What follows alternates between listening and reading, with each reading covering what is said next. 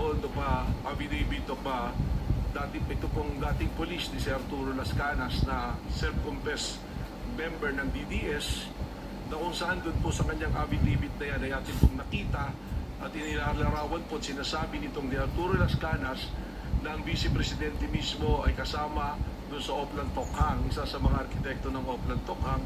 At dito rin po niya sinabi na instead na barilin at patayin para hindi nalalaman ng media, ay kidnapin na lamang yung mga subject po, mga shabu users o kaya yung pong ibang gumagawa ng krimen o nagtitinda ng droga at ibaw na lang po sa isang quarry. Na kung saan natagpuan po later nitong Laod Quarry na meron po mga biktima ng extrajudicial killings. Mr. Witness, nabanggit mo ang affidavit ni Arturo Las Canas. Nasaan ang affidavit na tinutukoy mo? Objection, Your Honor. May we know the relevance of all these questions? Your Honor, we are establishing the pattern of violence. And this is very much relevant. Witness may answer.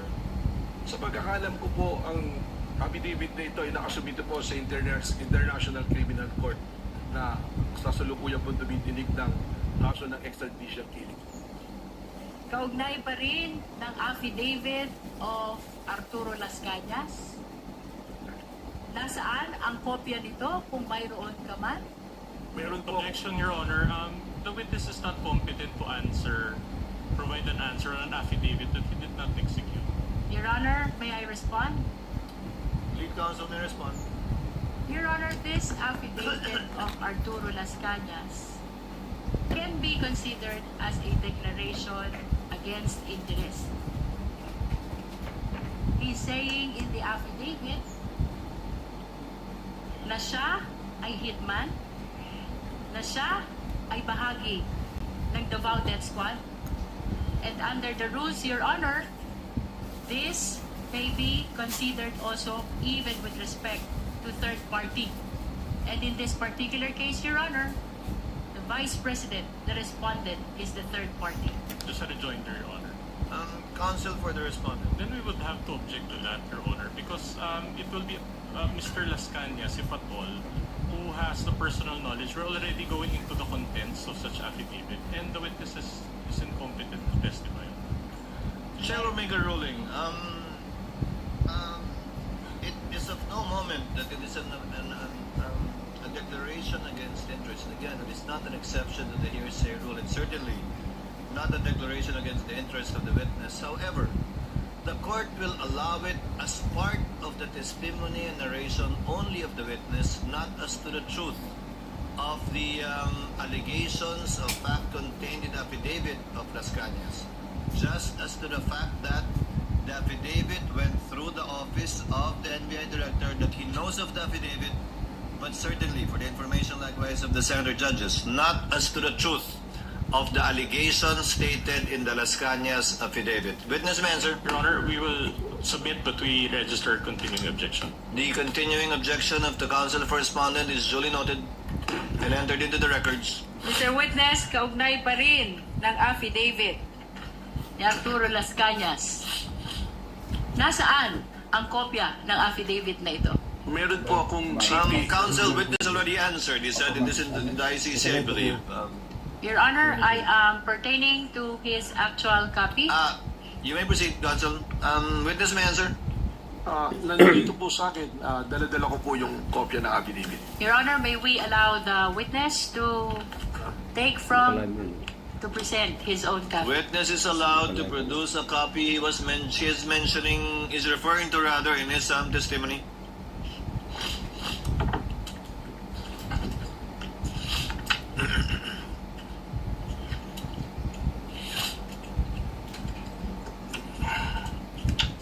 For the record, assisting counsel for the respondent as well as assisting counsel for the prosecutors are viewing the document produced by the witness.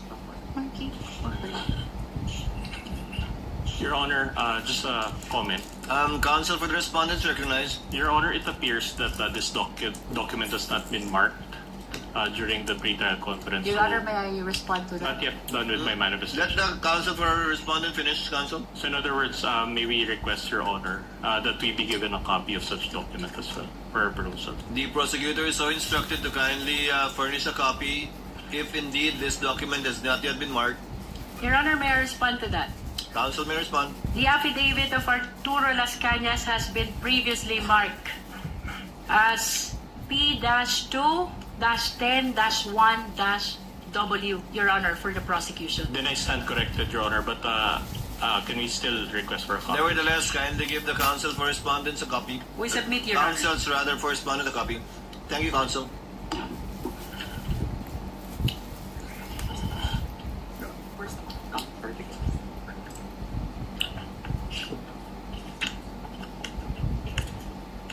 But we make the manifestation, Your Honor, that such Counsel may proceed to make a manifestation. that such exhibit was indeed marked, but it was marked under Article 2, Your Honor, not Article 4. We confirm, Your Honor. Nevertheless, we maintain that this document has been marked during the pre-trial conference, Your Honor. Duly noted. Mr. Witness,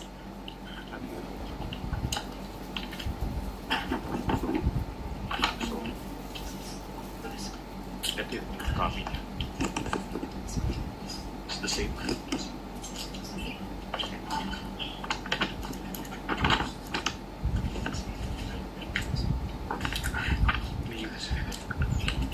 Use.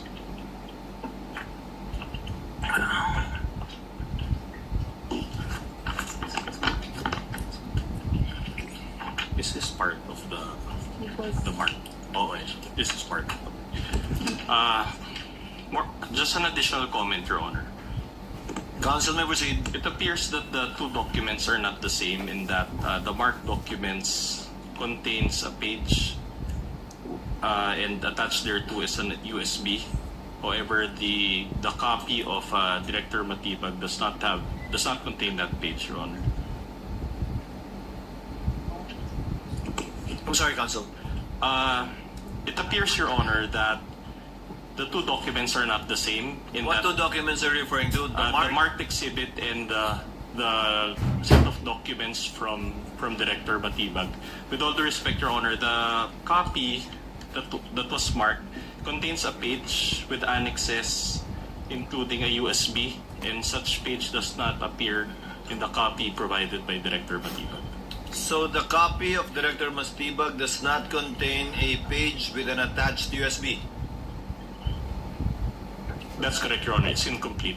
Does counsel for the prosecutors, assisting counsel for the prosecutors, or lead counsel confirm that? For the record? we confirm, Your Honor. Nevertheless, the representation of the witness is that the copy is his own copy and does not pertain to the copy of the prosecution.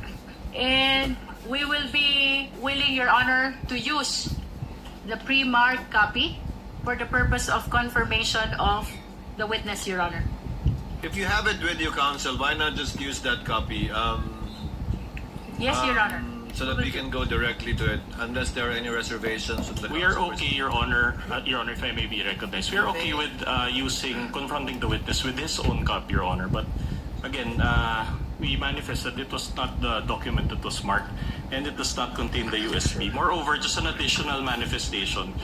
The marked copy or marked set contains a stamp certified true copy, but it was not signed by anyone, and there was no date provided.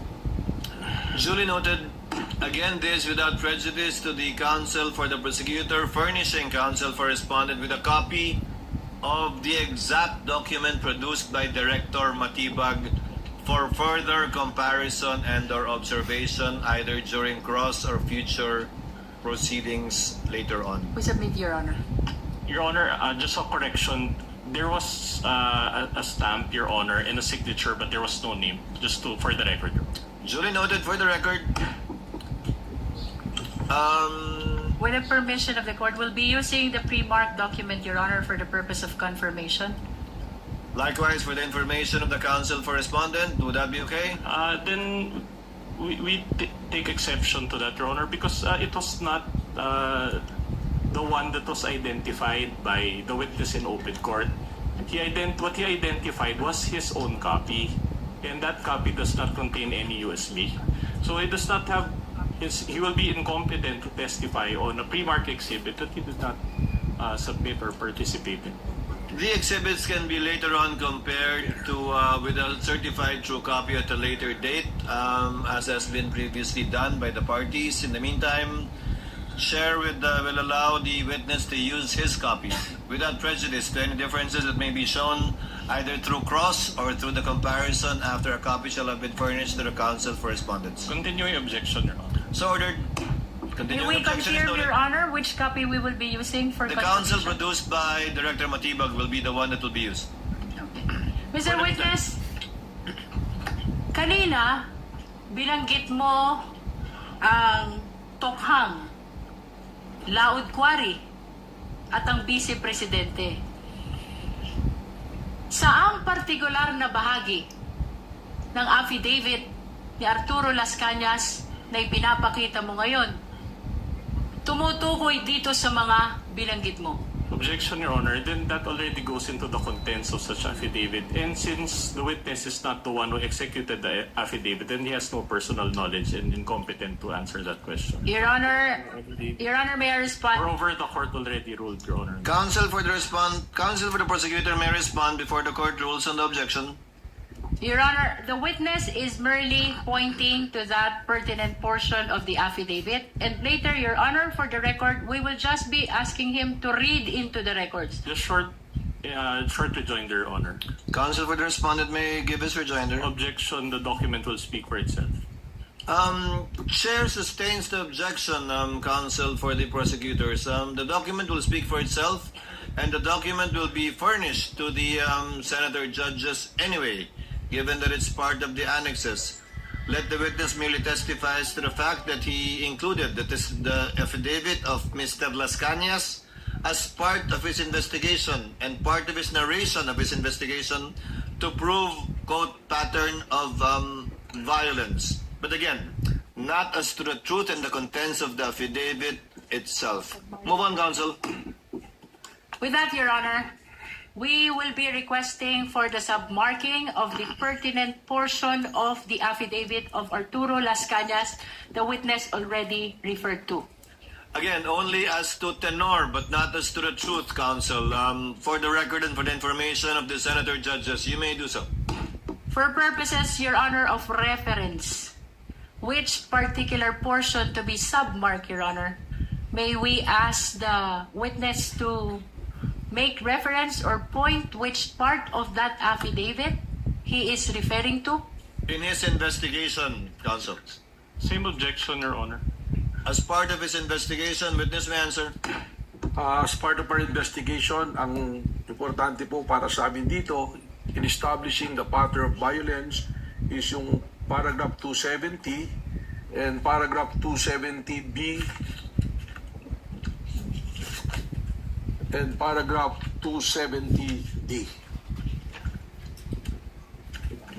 270.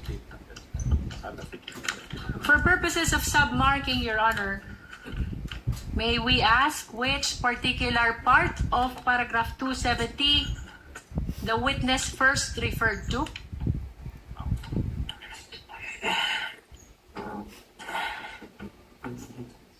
Your Honor, manifestation. Counsel for respondent may proceed. All right. Your Honor, this pertains to an affidavit of Arturo Las Cañas, and on page 186, Your Honor, of such affidavit, it appears that even the signature is not a wet signature. It's a printed copy, and there's a subscription and sworn to portion thereof, but it's not notarized at all. So this is a mere scrap of paper, Your Honor. Counsel, Your Honor, the document is being presented only to seek confirmation from the witness that he is referring to this particular document as part of the investigation of Special Task Force. We are not presenting it to prove the truthfulness of the contents of the affidavit. The question only, Your Honor, is whether or not this is the document that was part of the consideration of the Special Task Force in investigating on the threat by the President to the life of the Just a President. short Your Honor. rejoinder, Your Honor. counsel may give a rejoinder or additional manifestation. Then we will not allow this witness to build on the basis of a mere scrap of paper, Your Honor. Counsel, it was the counsel for respondent who chose to use this copy instead of the one previously marked, that I presume is either certified true or contains a more complete signature. Then I would have to clarify, Your Honor, that it is our position. Well, it's first of all, we are not in the position to choose for this witness. But in the event that they use this document, we manifest, Your Honor, upon perusal that such document is unsigned and unnotarized, Your Honor. This is an affidavit. So in other words, without the proper notarization and without the proper signature, then it is a mere scrap of paper. We cannot allow this witness to build his testimony based on this document. Your Honor, In fact, Your Honor, we request, Your Honor, that this court peruse also page 186 of such document. Before the court makes the presiding officer makes a ruling, Your Honor. the pre-marked document, is it notarized? Your Honor, may I raise a question to the witness so that he will answer and enlighten us on why the document is not notarized? You may, counsel. So you're admitting that it's not even your Yes, Your pre-marked copy is not notarized, whether we use that copy or this one. We admit to that, Your Honor. The witness will please explain why he is using in his investigation a document and or affidavit that is not subscribed to or under oath. So it is not even an affidavit, but merely a statement. Alam niyo po, Your Honor, sa law enforcement po, meron po tayo mga tinatawag na open source intel. At ito po ay pinadala sa atin at atin pong susundan. At kaya nga po, ang aming pong investigasyon ay isang continuing investigation, open, continuing and active investigation, sapagkat ito bang ganitong dokumento ay amin ding ikukumpara pa.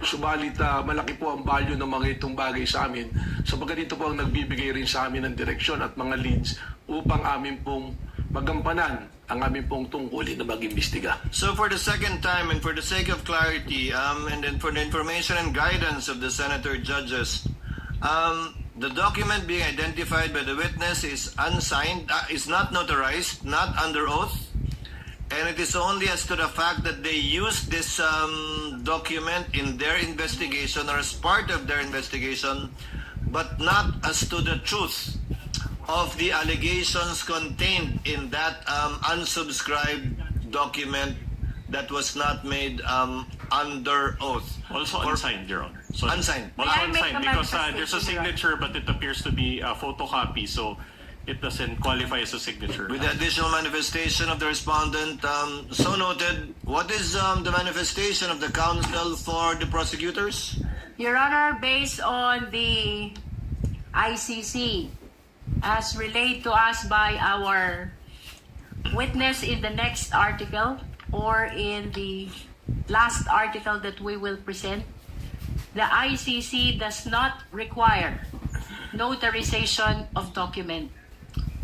Noted, but we are not the ICC counsel. Again, we're just placing on the record and for the record the factual situation concerning the document that the witness is testifying to for the information and guidance of the senator judges. Counsel for the panel of prosecutors, may proceed. Mr. Witness, for purposes of submarking, can you read just a portion of paragraph 270, just for the guidance of the impeachment court? Again, Your Honor, same objection. The document will speak for itself. Best evidence of this statement is a document. Your Honor, we wanted As to be previously guided. ruled, the court will allow it. Again, given the limited consideration that the court will give this testimony of the witness and not as the truth of what he will read, witness may answer. Paragraph 270, the years of 2012 to 2013 were the birth of Tokhang operations and the evil side of enforcement in Davao City by its author, the newly installed Davao City Police Office Director Colonel Ronald Bato de la Rosa. The operations were all cleared and approved by Mayors Inday Sara Zimmerman Duterte Carpio and Rodrigo Roa Duterte. Your Honor, we are requesting that the portion read by the witness be bracketed and marked as Exhibit P4-35. So ordered. Mr. Witness, what else is the pertinent portion of this affidavit that you are referring to?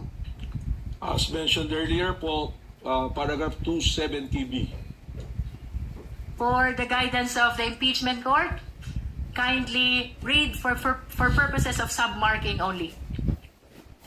While eating, Colonel Bato de la Rosa told me in Visayan dialect, "Why you summoned me?" And I quote, "Tur, short of Arturo, my first name." Nakaistorya mi ni Mayor Inday, referring to Davao City Mayor Inday Sara C. Duterte Carpio, party sa atwang Tokhang operation. As part of our Tokhang operation, ang order ni Mayor Inday sa akon nag-ilaylo sa nato ang pusil, killing to shooting.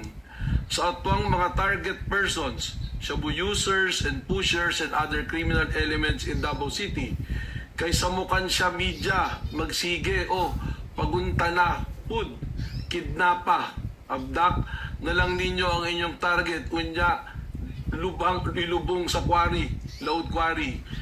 Para missing lang kay okay si Mayor Inday sa ana paagi. I talked to Mayor Inday as part of our Tokhang operation. She ordered us to lay low our killings through gun shooting because the media is asking too much. Just kidnap targets, then bury them in the quarry so they would go missing. She is okay with that way. To which I answer, "Yes, sir. Sultian na ko ako ang grupo. I'll inform my group." Colonel Bato de la Rosa instructed me, "I-inform Tur kung naamoy maabdak ng target nyo. Inform me, Tur, whenever you are kidnap a target." Your Honor, we are requesting that that pertinent portion read by the witness be bracketed and marked as Exhibit P435A. So marked, Your so Honor, ordered. just Counsel for respondent. What?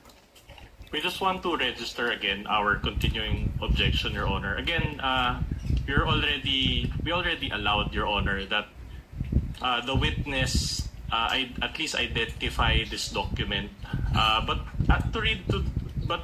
as to the fact, Your Honor, that he is allowed to read even portions thereof, he is not the author of this affidavit, and as to the truth or falsity thereof, he is incompetent to testify on that.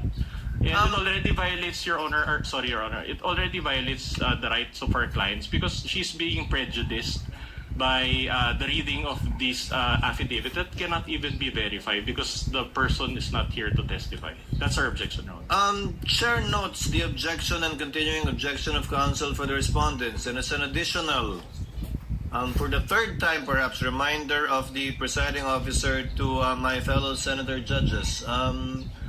The mention of statements allegedly made by then General De La Rosa, now Senator De La Rosa, are clearly hearsay even on the part of Las Cañas himself. But as to the fact that probably he told him that, it may be established if the affidavit of Las Cañas and if Las Cañas is presented here. Again, this is only as to the fact that this is what the NBI used in their investigation and coming up with their findings, not as to the truth of the statements being read by Director Matibag, much less the statements of other parties who did not execute this document. The continuing objection is noted. Witness may answer. Counsel will proceed. We are requesting, Your Honor, that that portion just read by the witness be bracketed and marked as P435A. Mr. Witness, Let it be so marked. ano pa, kung mayroon man, ang mahalagang bahagi ng affidavit ni Arturo Las Cañas na tinukoy mo kanina? Same objection, Your Honors. Noted. Witness may answer. So paragraph D po, yung portion po nito ay ito po ay sasabing pinagtuunan ng pansin sa aming investigasyon. Please read for the purpose of submarking only.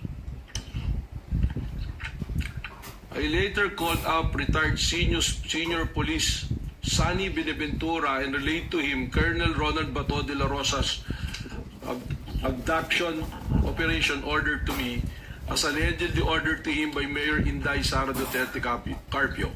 Sunny Beneventura answered me that would personally confirm and verify the matter with Mayor Inday Duterte. 2 days later, to my recollection, Sunny Beneventura called me and instructed me to meet him in Caltex gasoline station parking area in front of SM Mall Ecoland, Matina, Davao City. because Mayor Inday Sara Duterte will meet him in the said place. Sonny Buenaventura wanted me to narrate personally to Mayor Inday Sara about the abduction order of Colonel Ronald Bato de la Rosa regarding his Tokhang operation. I agreed. I immediately proceeded to Sonny Buenaventura's location. Upon my arrival on the board of my Strada pickup vehicle in Caltex gasoline station parking area, Sonny Buenaventura motored me to the board pickup vehicle. However, before I could do so, Mayor Inday Sara Duterte Carpio arrived on board her SUV vehicle, a Fortuner-like vehicle, colored dark blue. Sonny Buenaventura then disembarked immediately from his vehicle and rushed to the vehicle of Mayor Inday Sara Duterte that's stopped a few meters away from Sonny Buenaventura's pickup vehicle. I stood in front of Sonny Buenaventura's pickup vehicle, looking and then talking. Mayor Inday Sara Duterte Carpio did not get up from the vehicle while talking to Sonny Buenaventura, and Sonny was standing on the left side of Mayor Inday Sara Duterte vehicle. Then Sonny Buenaventura hand signaled to me to come near him. I saw Mayor Inday Sara Z. Duterte Carpio inside her vehicle alone. I personally heard Mayor Inday Sara Zimmerman Duterte Carpio ordered Sonny Buenaventura and I in Visayan dialect, and I quote, "Bulgar naman kayo man, pusilon, shoot." And target ninyo na referring to Sonny and myself nung short of manong older person. Kidnapa na lang ninyo. Target shabu users and pushers and other suspected criminal elements in Davao City. Para missing lang para sila, para dili samok ang media. Shooting your target is too brazen. Just kidnap them so they will just go missing and so that the media won't bother us. Sonny Buenaventura replied, "Sige day, okay."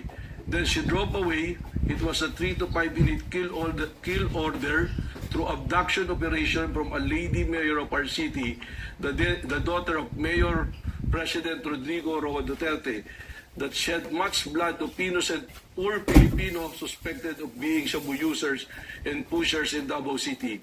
Now nationwide through the Tokhang campaign of the Philippine National Police for 4-star General and newly elected Senator Ronald Bato de la Rosa. Your Honor.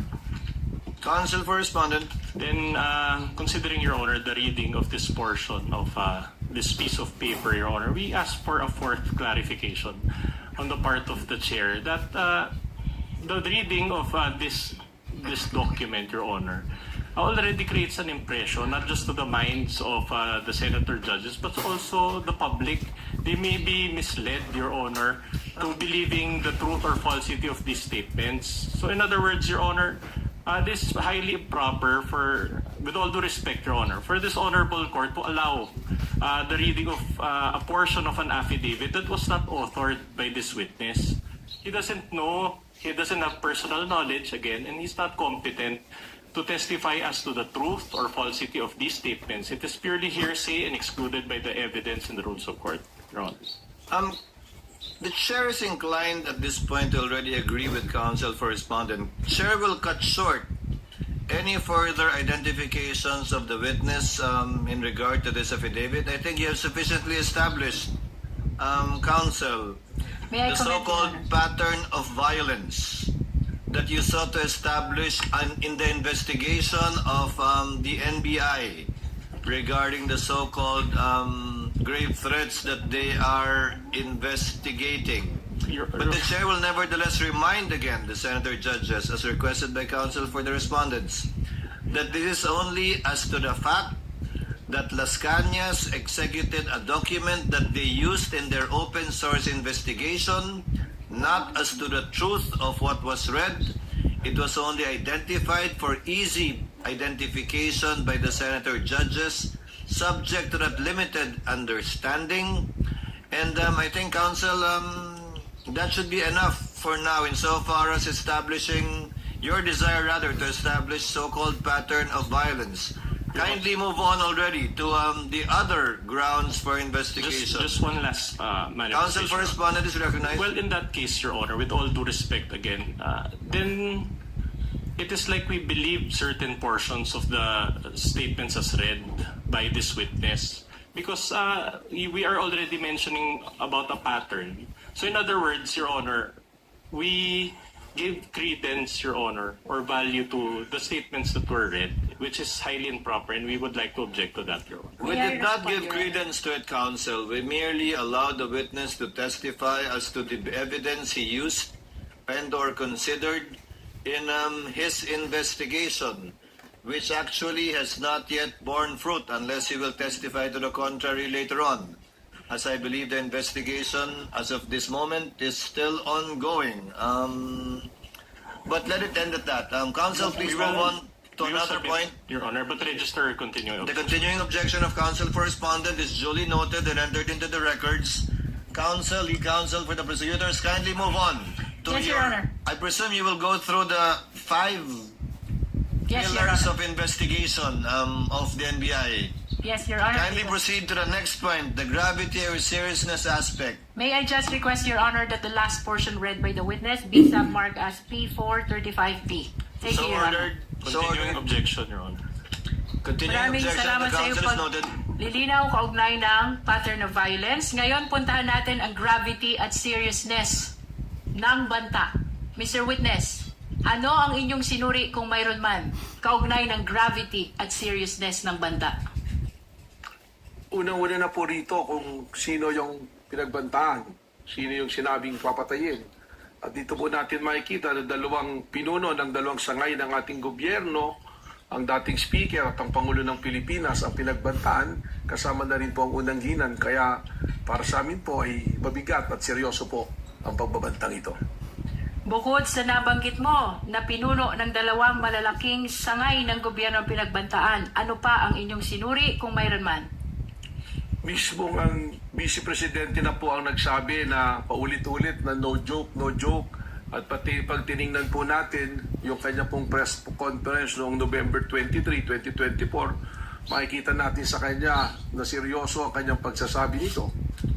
Bukod dito sa binanggit mo na sinabi ng Vice Presidente, no joke, no joke. Ano pa kung mayroon man ang sinuri mo kaugnay ng gravity at seriousness ng banta? Tinignan po natin yung mga kanina katulad ng video no October 18 at yung pong kanyang video noong November 23 at nasundan pa po ito noong November 26 na sinasabi niya at kinukumpirma na seryoso ang kanyang pagbabanta at siya ay meron ng kinausap at pumayag para patayin ang Pangulo ng Pilipinas. Bukod sa nabanggit mong tatlong video, ano pa kung mayroon man ang iyong sinuri kaugnay pa rin ng gravity at seriousness ng banta? Para sa akin po, hindi na ito talaga banta, kundi isa na pong confession ng kanyang plano na pagpatay po sa ating Pangulo.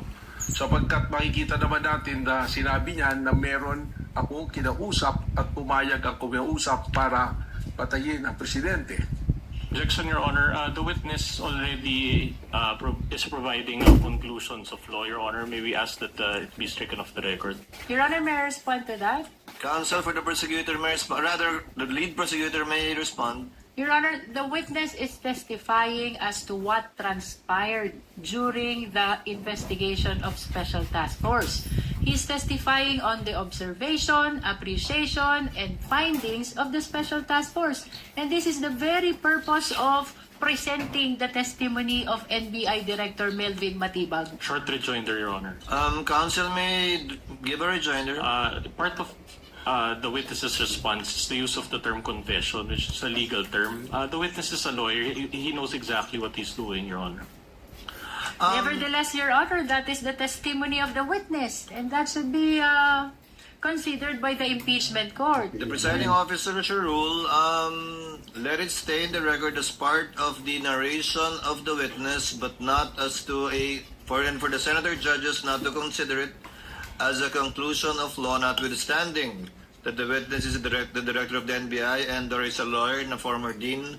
That is still not to be used by any of the senator judges as a conclusion of law as to the fact in issue in this impeachment court. Witness may answer.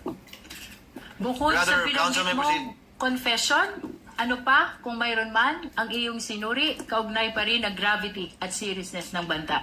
May tuturing po natin ito na mabigat at seryoso sapagkat alam niyo po ang NBI meron po kaming mga foreign counterparts na sa investigation din na patuloy namin pong nakakausap at nakakaugnayan. At kasama po ron aming pinag-uusapan ng mga pangyayari sa kanilang lugar, sa ating lugar. At papag-aralan po kung paano kami magkakaroon po ng collaboration at pagtutulungan. At kung saan po sa amin pong pakikipag-usap rito ay ating pong napag-usapan ang tungkol po sa ginawang pagbabanta ng Pangulo, ng pangalawang Pangulo sa ating Pangulo.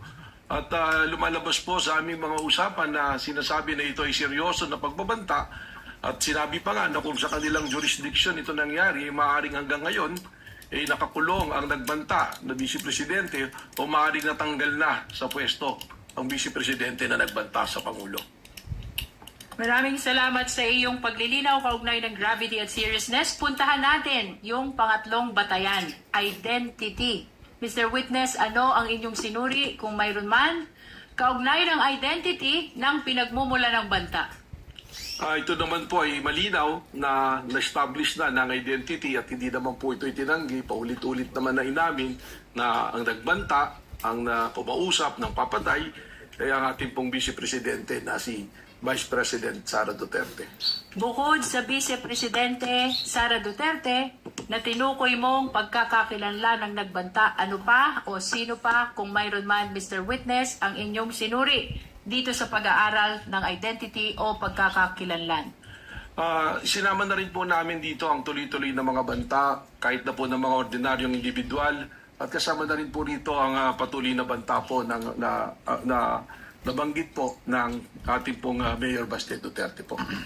Puntahan naman natin ang pang-apat ninyong batayan, capacity. Ano ang inyong mga sinuri kaugnay ng capacity to execute threat? Unang-una po namin tiningnan sa capacity o kapasidad ng nagturan ng pagbabanta o pakikipag-usap na sa pagpatay. Alam naman po natin ang Vice Presidente may malawak na network. Lahat alam po natin na matagal ding nangungulang Pangulo ang kanyang ama po at sila po regionally ay sila rin kinikilala dyan po sa Davao. Ibig sabihin po marami po silang network na maaari ding ibilang natin dito yung mga men in uniforms sa Philippine military po natin, sa kapulisan. Ito po ay ating ipinactor in na kasama po doon sa kapasidad na kayang gawin po ang kanyang sinabing pagpapapatay. Binanggit mo ang network ng dating Pangulo, ganun din na ang ama ay dating Pangulo. Binanggit mo ang network ng Vice Presidente. Ano pa ang inyong sinuri kung mayroon man kaugnay pa rin ang capacity ng pinagmumula ng banta? Alam po natin, kanina nabanggit ko na yung pagiging kasama sa pagtatatag ng Davao Death Squad. At alam naman natin kung ano ang kakayahan ng Death Squad na pumatay ng mga tao through EJK. Ibig sabihin po, pag ating ito ibinilang, kasama po ito sa kapasidad ng ating Vice Presidente na maisagawa po ang kanyang plano. At bukod sa inyong pagsusuri dito sa Davao Death Squad, ano pa, kung mayroon man, ang inyong sinuri, kaugnay pa rin ng capacity ng nagbanta? It is also public record. Nakikita naman natin po sa mga balita ng mga Duterte, maraming pag-aari ng mga baril. At alam din naman po natin na they are well connected financially para matustusan o may sagawa ang kanya pong plano na pagpatay po sa Pangulong Duterte. Bukod sa binanggit mong pag-aaring baril at financial connections, Mr. Witness, ano pa, kung mayroon pa, ang iyong sinuri, kaugnay pa rin ng capacity ng nagbanta? Karugtong po ito yung Vice Presidential Security Group, yung BPSG na tinatawag natin. Alam natin na sa ngayon ay napakarami pong membro na isang tawag lang ng ating Vice Presidente. Para kinakabahan ng salita. Po sa kanyang pong mga instructions. Mr. Witness, puntahan natin ang pang-5 ninyong batayan. Motive or intention. Ano ang inyong mga sinuri kung mayroon man, kaugnay ng motive at intention ng nagbanta? Unang-una po, at nasasad naman ito sa ating pong batas, sa ating konstitusyon, na kung ang Pangulo ng Pilipinas ay mawawala, mamamatay, ang susunod po na uupo by succession ay ang Vice Presidente.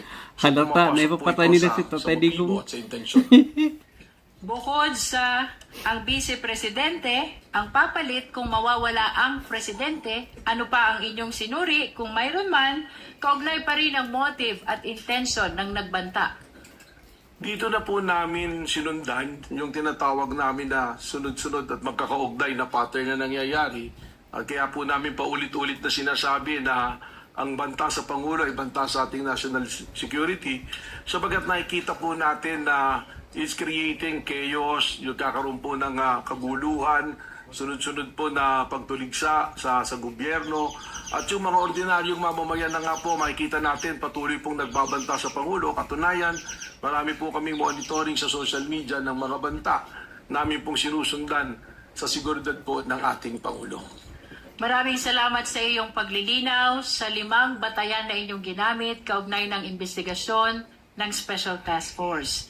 Kanina'y binanggit mo na maging ang ordinaryong mga tao ay nagbabanta na rin sa buhay ng Presidente. Objection, Your Honor. May we know the question? Allow Your the Honor, counsel to finish. She is not I'm yet laying finished. the basis. Binanggit mo na maging ang ordinaryong tao ay nagbabanta na rin sa buhay ng Pangulo. Ano pa ang naging obserbasyon mo na may kinalaman sa naging banta ng Pangulo, ng Vice Presidente sa buhay ng Pangulo? Objection on the use of the word banta, Your Honor. Witness already used that word. Counsel is simply referring to the words used by the witness himself already at this time. Witness may answer. Napansin ko nga po na tumaas ang antas ng kaguluhan sa pamamagitan po, doon lamang po sa social media, kita-kita natin, meron po mga panahon na natin pong Pangulo ay nasa isang event na live, meron pong mga magko-comment na barilin na yan, meron pong mga video na nakuha ng ating CCD na mayroong nagkakasa ng baril at ang reference din po ay isang bala lang to sa ulo ng presidente. So yan po yung kapansin-pansin na nagdudulot sa atin ng panganib sa ating Pangulo at sa ating pong pambansang seguridad. Pagkatapos ng mga nabanggit mong obserbasyon sa inyong investigasyon, ano ang inyong ginawa sa Special Task Force kaugnay pa rin ang inyong investigasyon sa banta ng Vice Presidente sa buhay ng Pangulo? Malinaw po ang mandato ng Special Task Force at ang mandato po nito ay patuloy na bantayan ang seguridad po ng ating Pangulo. At hindi lamang po para bantayan ang seguridad ng Pangulo, kundi hanapin at ma-identify kung sino ang kinausap ng Vice Presidente para po patayin ang ating Pangulo. Binanggit mo na bahagi ng inyong ginawa ay hanapin ang taong kinausap ng Pangulo. Ano ang inyong napag-alaman, kung mayroon man, kaugnay ng tao na kinausap ng Vice Presidente upang patayin ang Pangulo, ang First Lady at ang former Speaker? Sa ngayon po, ang aming pong investigasyon at ang task force is a continuing and active investigation of the threat to the President. Meron po tayong mga leads na ating pong sinusundan at katunayan, we already have established persons of interest na maaaring makapagturo o tumukoy dun sa taong kinausap ng ating Vice Presidente o maaaring isa rito sa tinatawag nating persons of interest ang siyang talagang nakausap ng Vice Presidente. Mr. Witness, binanggit mo yung persons of interest. Upang mas maunawaan tayo ng mga kababayang nanonood, ano ang ibig sabihin mo ng persons of interest? Ang ibig sabihin po nito, itong mga taong ito ay maaaring magbigay linaw o makapagturo sa identity ng taong kinausap o sa pangyayari ng pag-uusap, o yun nga po, maaaring sila mismo ang nandoon o sila mismo ang kinausap. Kaya po ito tinatawag na persons of interest. Hindi po nangangahulugan na sila na mismo ang kinausap, gaya ng aking pong sinabi. Kaugnay pa rin ang binanggit mo na mayroon ng persons of interest. Mr. Witness, ano ang pagkakakilanlan ng mga persons of interest na tinukoy mo?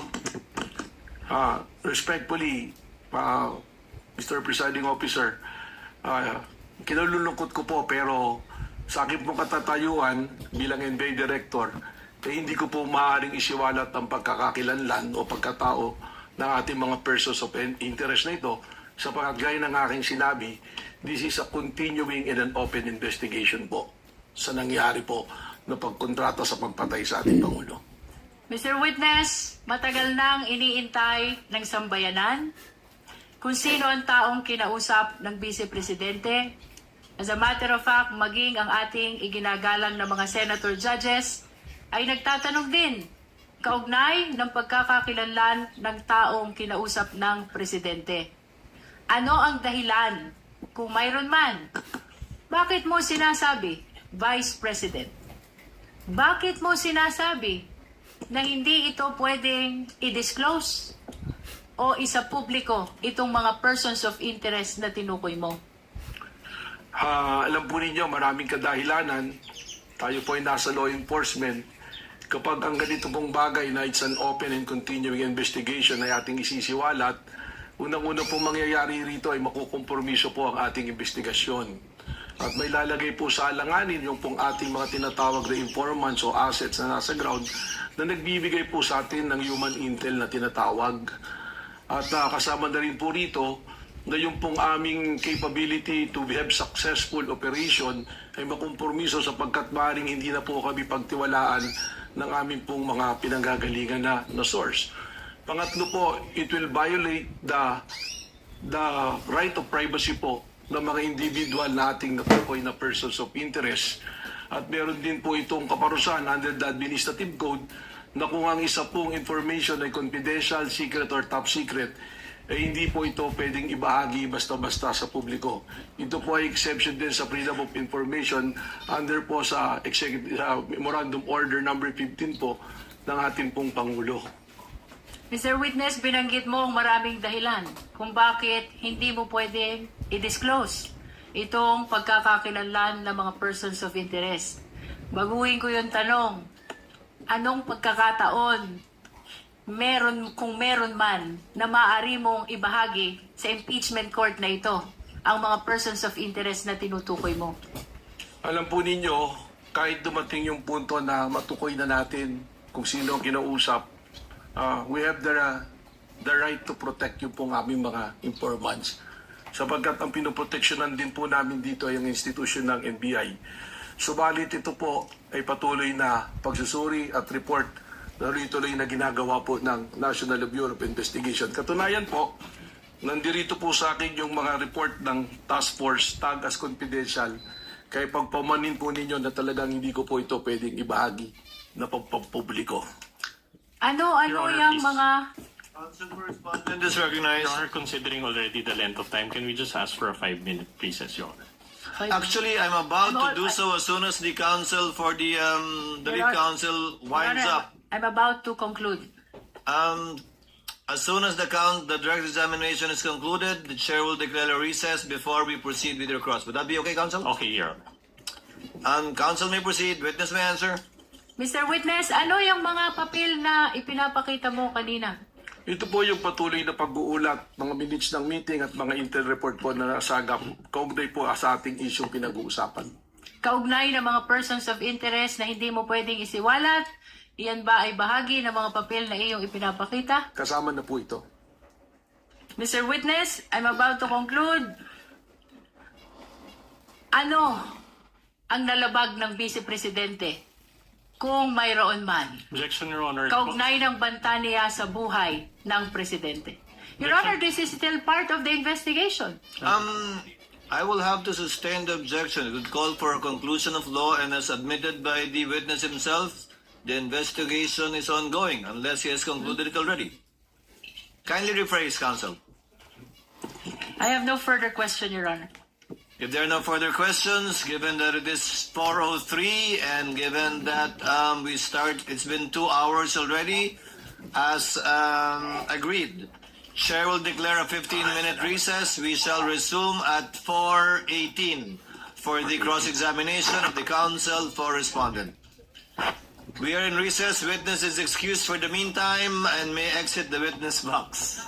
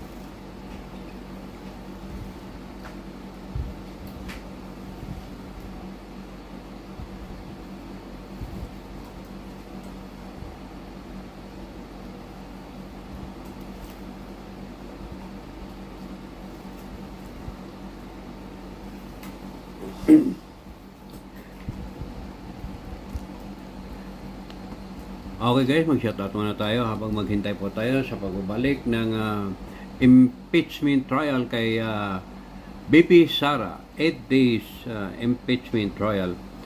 Yes, of course, shoutout kay Inamix Vlog. Thank you so much. And shoutout din kay Youngly. Golden Pangan shoutout. Alun Gala shoutout. And once again, Mami Eden Mega Love shoutout. Lani Cruz shoutout. Hong Kong girl, smile before. Apple, very shout out na. Okay, thank you so much for watching. And tayo po ay maghintay muna sa pagbabalik ng impeachment trial.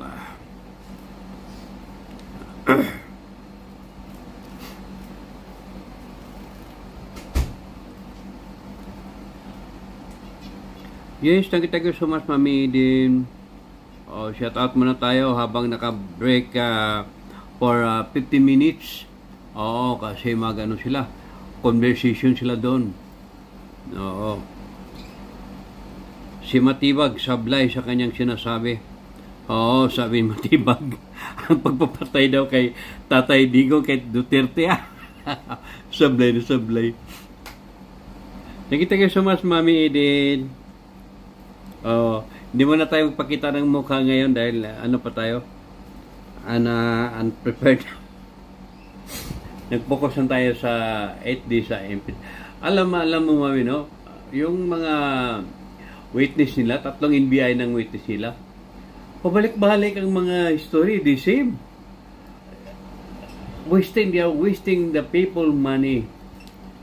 Oo, pabalik-balik ang tanong, pabalik-balik ang mga videos. Mamaya sa ano yan, iyari yan sa screening.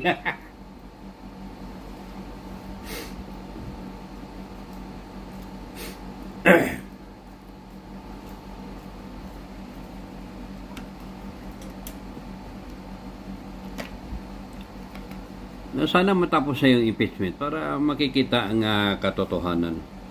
Shout out kay Lisa. Thank you so much.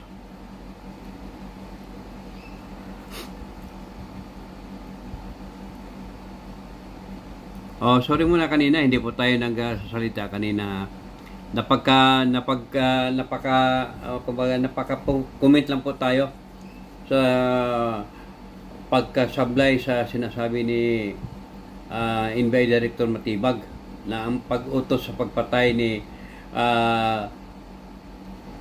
Rodrigo Duterte. Halatang halata, Mami. Halatang halata, no? Alam mo kasi, guys, sa totoo lang, pag ikaw ay yung mga statement mo ay hindi galing sa'yo, sablay ka talaga. Sablay ka talaga. Maniwala kayo, guys. Sablay ka talaga. Ako dati, nung anong tawag dito? Nabiktima ako dati na ito ng isang ABS-CBN na bias. Sabi ko sa inyo guys, kahit balik na rin nila yung mga tanong nila sa akin na hindi nila ma-twist ang aking mga sinasabi. Kasi ako mismo ang biktima eh. Alam ko lahat ang pangyayari. Hinawakan ako ng first local CIDG sa Gina Santos. Almost 1 month. Sinubukan patay ng baril ng 45 para barilin. Wala silang magagawa. And then, binisita ako doon sa kapatid ko. Dahil sa pangyayari sa akin na hindi nila alam na yung kasama ng kapatid ko ay commander ng NPA. At nung pinalabas nila ako doon, pumunta ko sa ABS-CBN. Nagsalaysay ako doon. Itong ABS-CBN, sabi ko sa inyo guys, bias. Ako mismo nagpa-interview doon, no? Binidyo nila. Hindi nila pinalabas hanggang hindi natapos ang problema. Grabe, no? Grabe ang ibig sabihin. And then after that, pinikap ako ng siya ay DJ National. Ganon din. Palpak. Grabe. Kaya itong mga NBI, mga ano, alam niyo guys, maraming nakulong na walang kasalanan. Tunay lang po yun. Okay, sabi naman ni Mami Eden, shout out in a mixed vlog. Yes, in a mixed vlog, more shout out daw kay, sabi kay Mami Eden. Saan ka na in a mixed vlog? Shout out daw, sabi kay Mami Eden.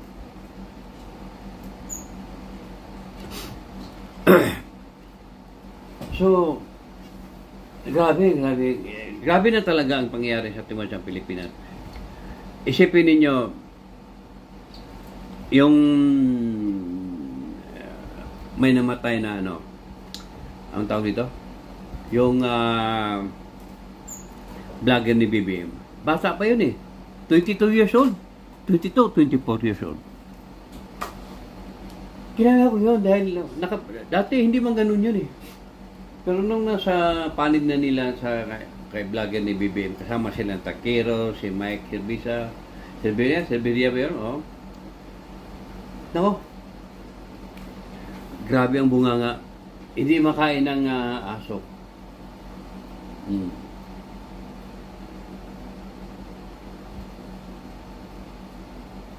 Kaya sa lahat ng mga lalaki kay Tatay Digong, yung walang magsalita na walang respeto, babalik din sa kanila lahat yun. Babalik sa kanila. Sorry mo niya guys, hindi ako magpakita kasi unprepared talaga ako, promise. Pakisupport na lang sa aking mga upload guys doon sa ating pagpanalo sa Espanya. Masaya, grabe.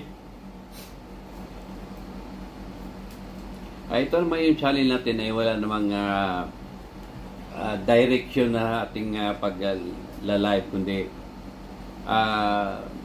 kung baga number one purpose is siyempre tayo Pilipino, lalo naman sa mga ganitong mga pangyayari, kailangan po nating magmamalasakit kahit nasa ibang bansa tayo. Shoutout pala kay Mami Mitch. Shoutout kay Mami Mitch. Mami Eden, pakisabi ni Mami Mitch, shoutout. Sabi mo, I love you. Mag-break muna tayo guys. Magkwentuhan muna tayo habang hindi pa bumabalik yung impeachment trial dahil sila nag-argue sila doon. Dapat live yung mga argue, no? Wag dapat tingnan nyo, winaningan na si Matibag. Matibag, wag kang mag-personal ng kung ano mga sinasabi dito mga personal against sa mga senador, judge-senador. Matibag, kuyos ang itlog. Kuyos ang itlog. Mami, sabi naman ni Mami, yes po, Daddy. Thank you so much, Mami. And Lisa, thank you so much, Nak. Sa inyong walang sawang pag-suporta. Yes, Lisa. Vlog, sabi ni Mami Eden. Shout out.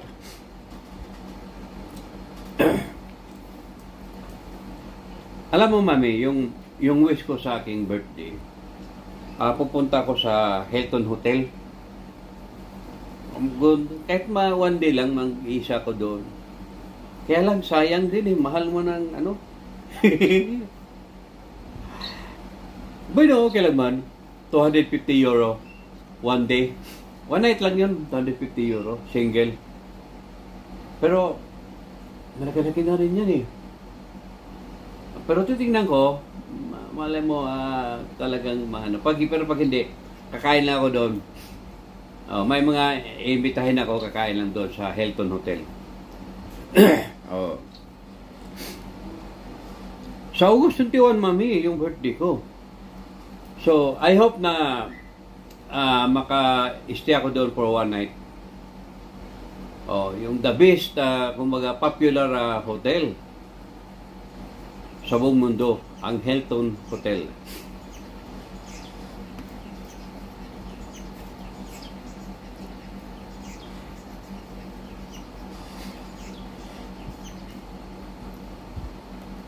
Pero pag hindi ako maka-stay doon ng one night, kasi August yun eh, maraming mga kailangan din kasi yung pa-reserve.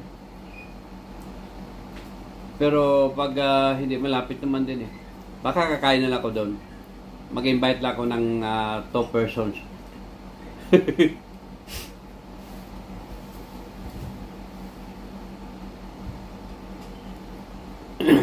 Sabi naman ni Mami Eden, opo, advance, happy birthday, Daddy. Thank you so much, Mami. Ay, Mami, kumusta na yung ano nyo dyan? Yung sinalihan ninyong business. Ako, Mami, alam mo, yung sinalihan ko, nag-invest ako ng 1,000. Almost, mag-1 month na. Sa $1,000 ko, nag-earn ako ng 1,700.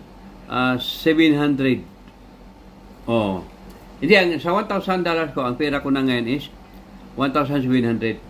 So, yesterday, nag-withdraw ako ng $600. $600. And then, may charge na 94. So, 500. Basta $500 yung narhib ko. So, almost sa half na makabawi na ako ng kapital. Hindi ba ako nagkalikot, Mami, pinakalikot ko lang sa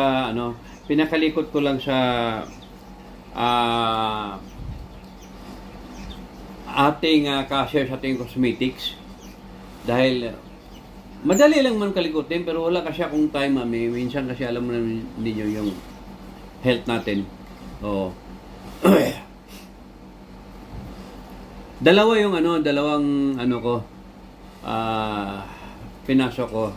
Yung isa, yung pangalan ng cashier namin sa cosmetics, nag-invest ng 400 doon. Almost sa kabawi na rin. Nakabawi na rin siya. 50 euro na lang ang para makabawi full sa kapital. 'Di ba? Sa inyo, Mami, nakikita ko 'yon. Kung anong balita doon sa inyong mga lahat naman kasing investment, Mami, siyempre may capital talaga, lalo na pag online. Money involved talaga, pero yun nga, sa akin, sabi ko nga, may kunting pera man na cash, gamble ko, win or lose. Patalo nga tayo ng almost 2 million na sa ating pagtulong, Mami, di ba? Sa ating mga kababayan. Yun pa. Si Mitzi, kumikita na.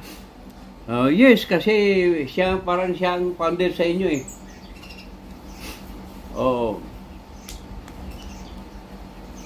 Ako kasi hindi man ako gumagalaw, hindi ako kumikilos. Ang sa akin lang, yun, move ko nga sa ating cashier sa cosmetic. Mag-minimum lang ako ng 800 per month. $800 monthly. Ayos na yun.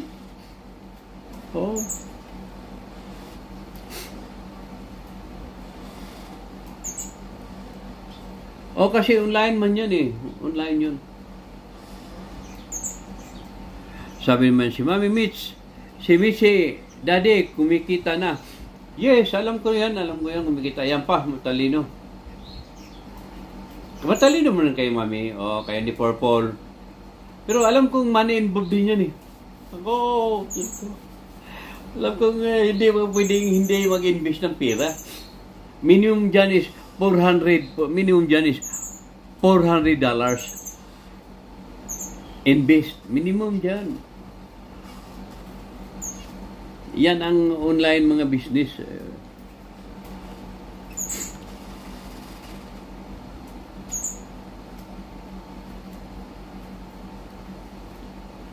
So, kwentuhan muna tayo dito ha, habang naghintay po tayo sa ating trial. Wala naman pong business. Wala naman pong business na walang puhunan. Yes, correct. Correct, mami. Nako, mami, sabi ko nga sa inyo, mami. Oh. Ayaw ko lang magsalita. Ayaw ko lang magsalita, mami. Ayaw ko lang magsalita. Basta ako, I gamble with my own money. Wala naman pong business na walang puhunan. Normal. Dito naman sa amin, mami. Dito naman sa amin. Ano yan? Kumbaga, mag-invite ka, pero walang persahan. Nasa iyo kung sasali ka o hindi. Ganun lang man eh. Ako, primero, doubt talaga ako. Pero nung sabi ko, well, subukan. Wala namang mawawala. No, subukan natin. Adi nung sinubukan ko, nung 400 muna, doon muna sa cashier ko pangalan. Magkano naman $400, mami? Wala pang 300 plus euro lang yun eh. O, nung nakapag-withdraw na, first withdraw niya is 300 sa 400 na kapital niya. Aba, doon ako sumali. Doon na rin ako nag-invest muli ng 1,000. Oh. So yun, first withdraw natin is $600 minus sa $94 na charge. Siyempre, may charge yan kaya private na ano yan eh. Sa remote. So, ang ma-receive ko, mamaya pa ma-receive ko yung ano. So, 500 plus, I think $520. Ano euro? Euro.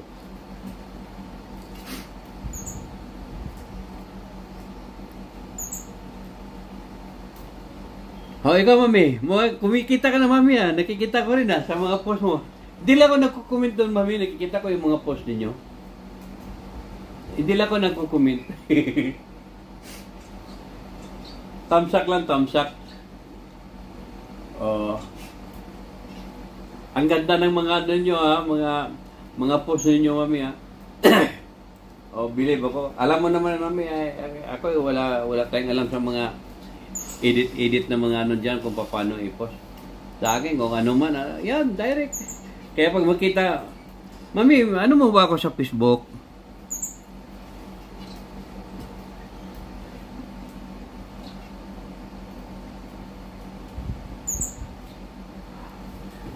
Ang tawag ito, friend mo ba ako sa Facebook, mami?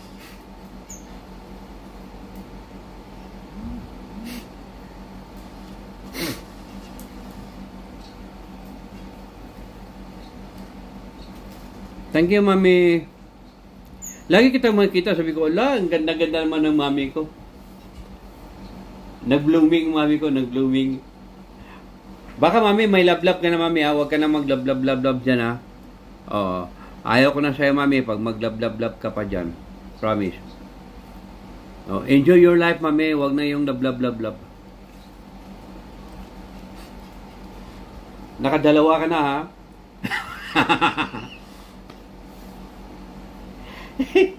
Aray ko.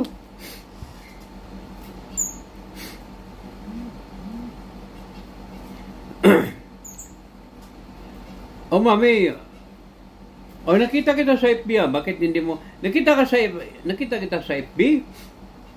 Nagbibisyo ako doon, eh.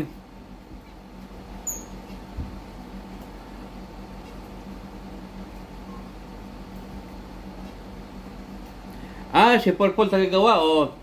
Alam ko si Purple mahilig talaga sa mga ganyan niya, mga editing. Oh. Kaya lang si Purple, mami, sabihin mo ni Purple, hindi na niya ako mahal.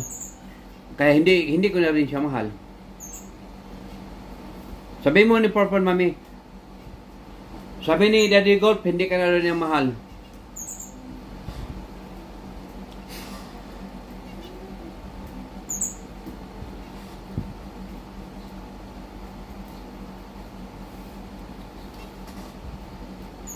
Mami, 70 years old na ako, haha. 70 ka na, mami? Ay, aray. Ako, mami, mag-ano ako? Mag-65. 5 years ang palanggap natin, mami. Mag-65 na ako ngayong 21. Pero bata pa man tayo, mami, no? Di ba?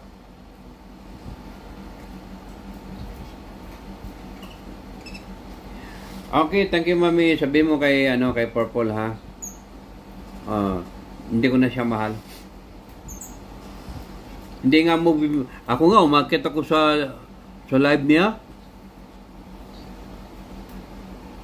Ikaw, mami, umakit ka nga. Yung huling mga live niya, Purple, nakita kita doon, no? Umakit ka, no? Kala mo ba? Yung sabi mo nga, kilala mo yun, mami? Sabi ni Purple. Hindi na ako nag-comment, no? Nakinig lang ako, sabi mo, shout out, daddy!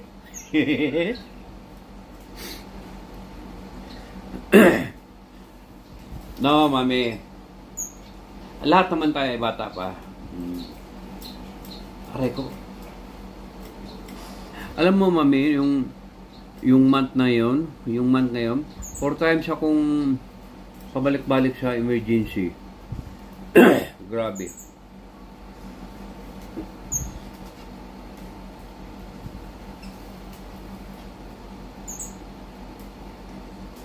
Ayan kamay ko, mami, oh. Kita nyo? Kamay ko yan, oh. Yan, oh, yan, oh. Yan, diba?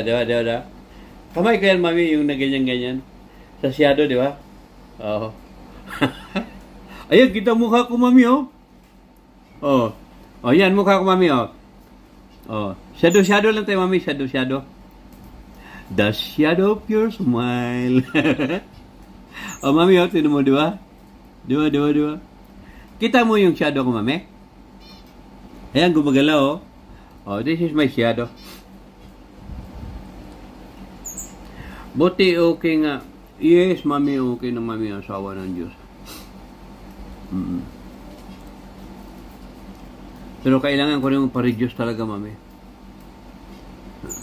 Oo.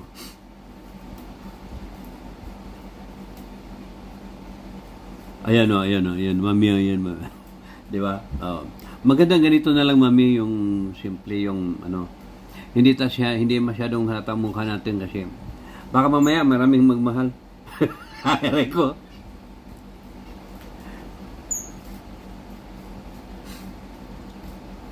Si Mami Mitch, mayaman na yun si Mami Mitch, no?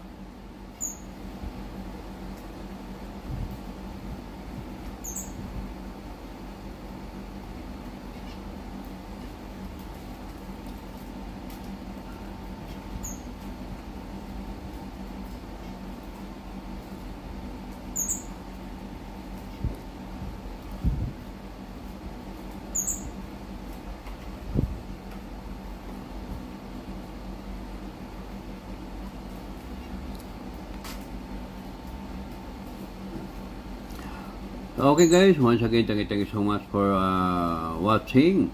At yes, of course, dito lang po tayo, nakikiramay lang po tayo. At siyempre, dahil po tayo Pilipino, kailangan po nating magsuporta sa ating mahal na Vice Presidente.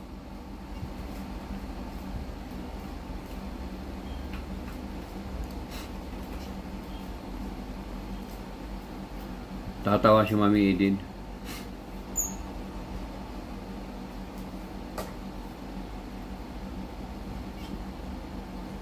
Kumusta na, Mami Edin? Kumikita ka na naman. Kita ka, Mami, yung mag-withdraw ka, Mami. Pag sure di ay. Nag-withdraw ka doon. Di ba?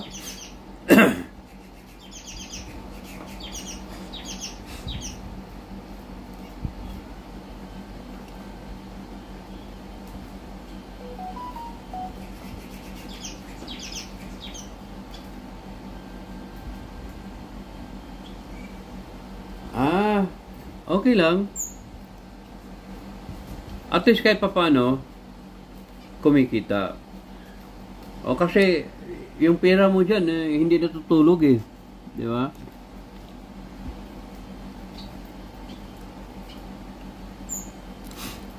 Basta ako, mami, magbakasyon ko next year. Doon sa lugar ng isang bahay ko sa Ayongo Negros. May bahay kasi ako sa Ayongo Negros eh. Matagal ang bahay ko doon. Oh. Magpipista doon. Kaya pupunta ko doon. Lugar din yan ng mother ng isang anak ko. Sa Ayongo Negros. Yes, mami. Nasa Pilipinas ka na, mami, o nandiyan ka pa rin sa ibang bansa? And then, ayaw ko kung may time pa ba kung pupunta sa General Santos sa isang bahay ko.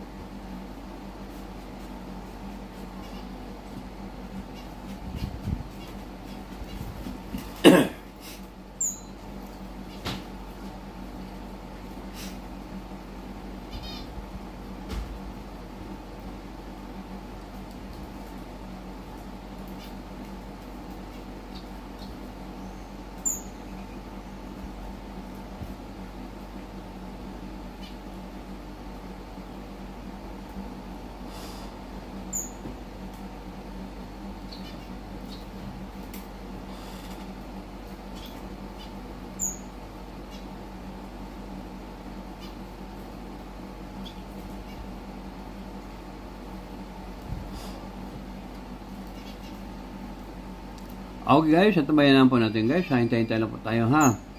Oo. Malapit na ito mag-resume ulit.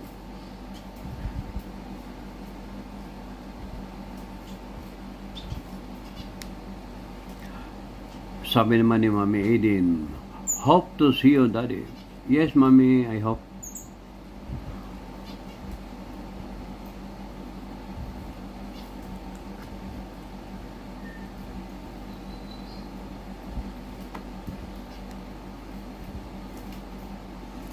Mahaba pa ito na, ano?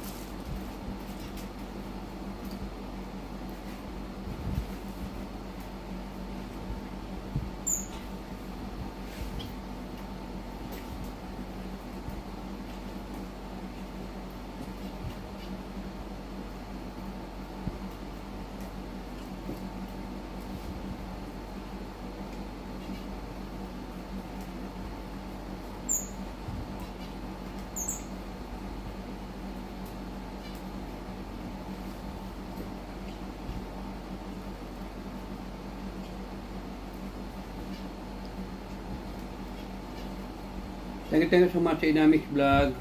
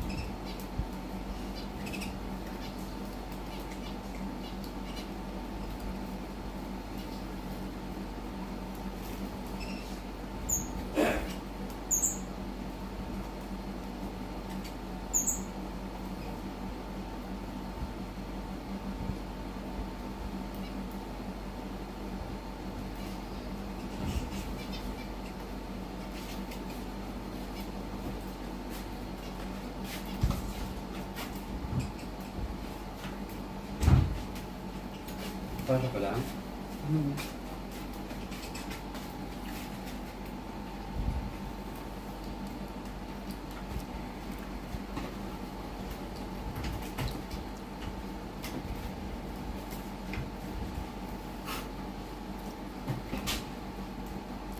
Thank you so much, anak Lani. Once again, in a mixed vlog, thank you so much, amor. Mami din, thank you so much.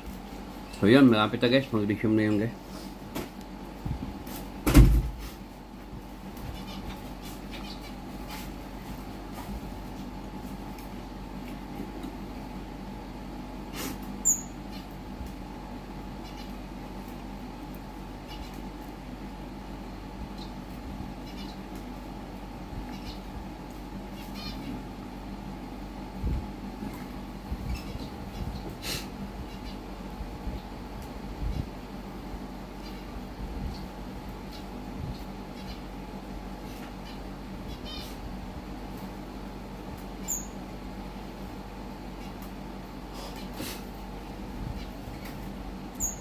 Okay, mami. Ingat, mami.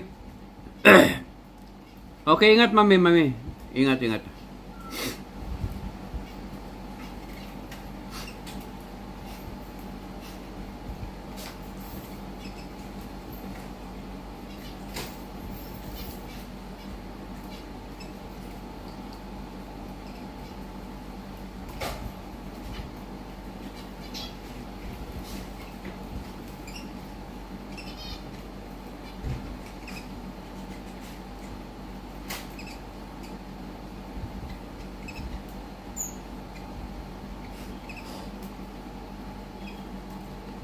Okay, thank you so much, Mami Eden.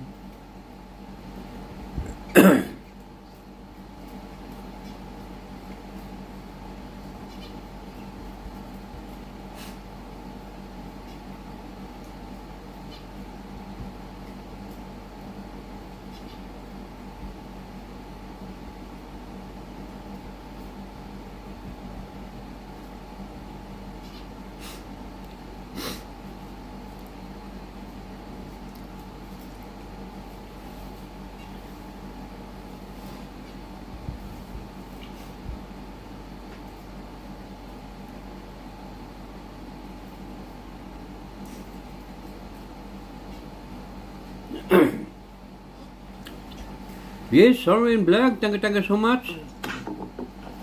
I'm fine. Okay, guys. Now it's Rachel again. For his cross, Chair would like to remind the witness that he shall continue with his testimony under the same oath. Do you confirm, Director Matibag, sir? Yes, Your Honor. Thank you, sir. Apologies. Prior to the chair's attention was called that we haven't approved the journal. At this juncture, Chair would like to dispense with the reading of the journal of July 20, 2026 and consider the same as approved. Apologies for the delay, given that we had to await the manifestations to be submitted to be made part of the journal. The other manifestations that were not submitted within today will be made part of the transcript and the records. The approval of the journal is made important, especially given the manifestation of the council for respondent that they need a copy of the ruling of the chair yesterday in order to afford them enough time to avail of whatever remedies they may have in relation to the court's ruling yesterday. So ordered. Counsel for the respondent may proceed with his cross when he's ready. You may proceed, sir.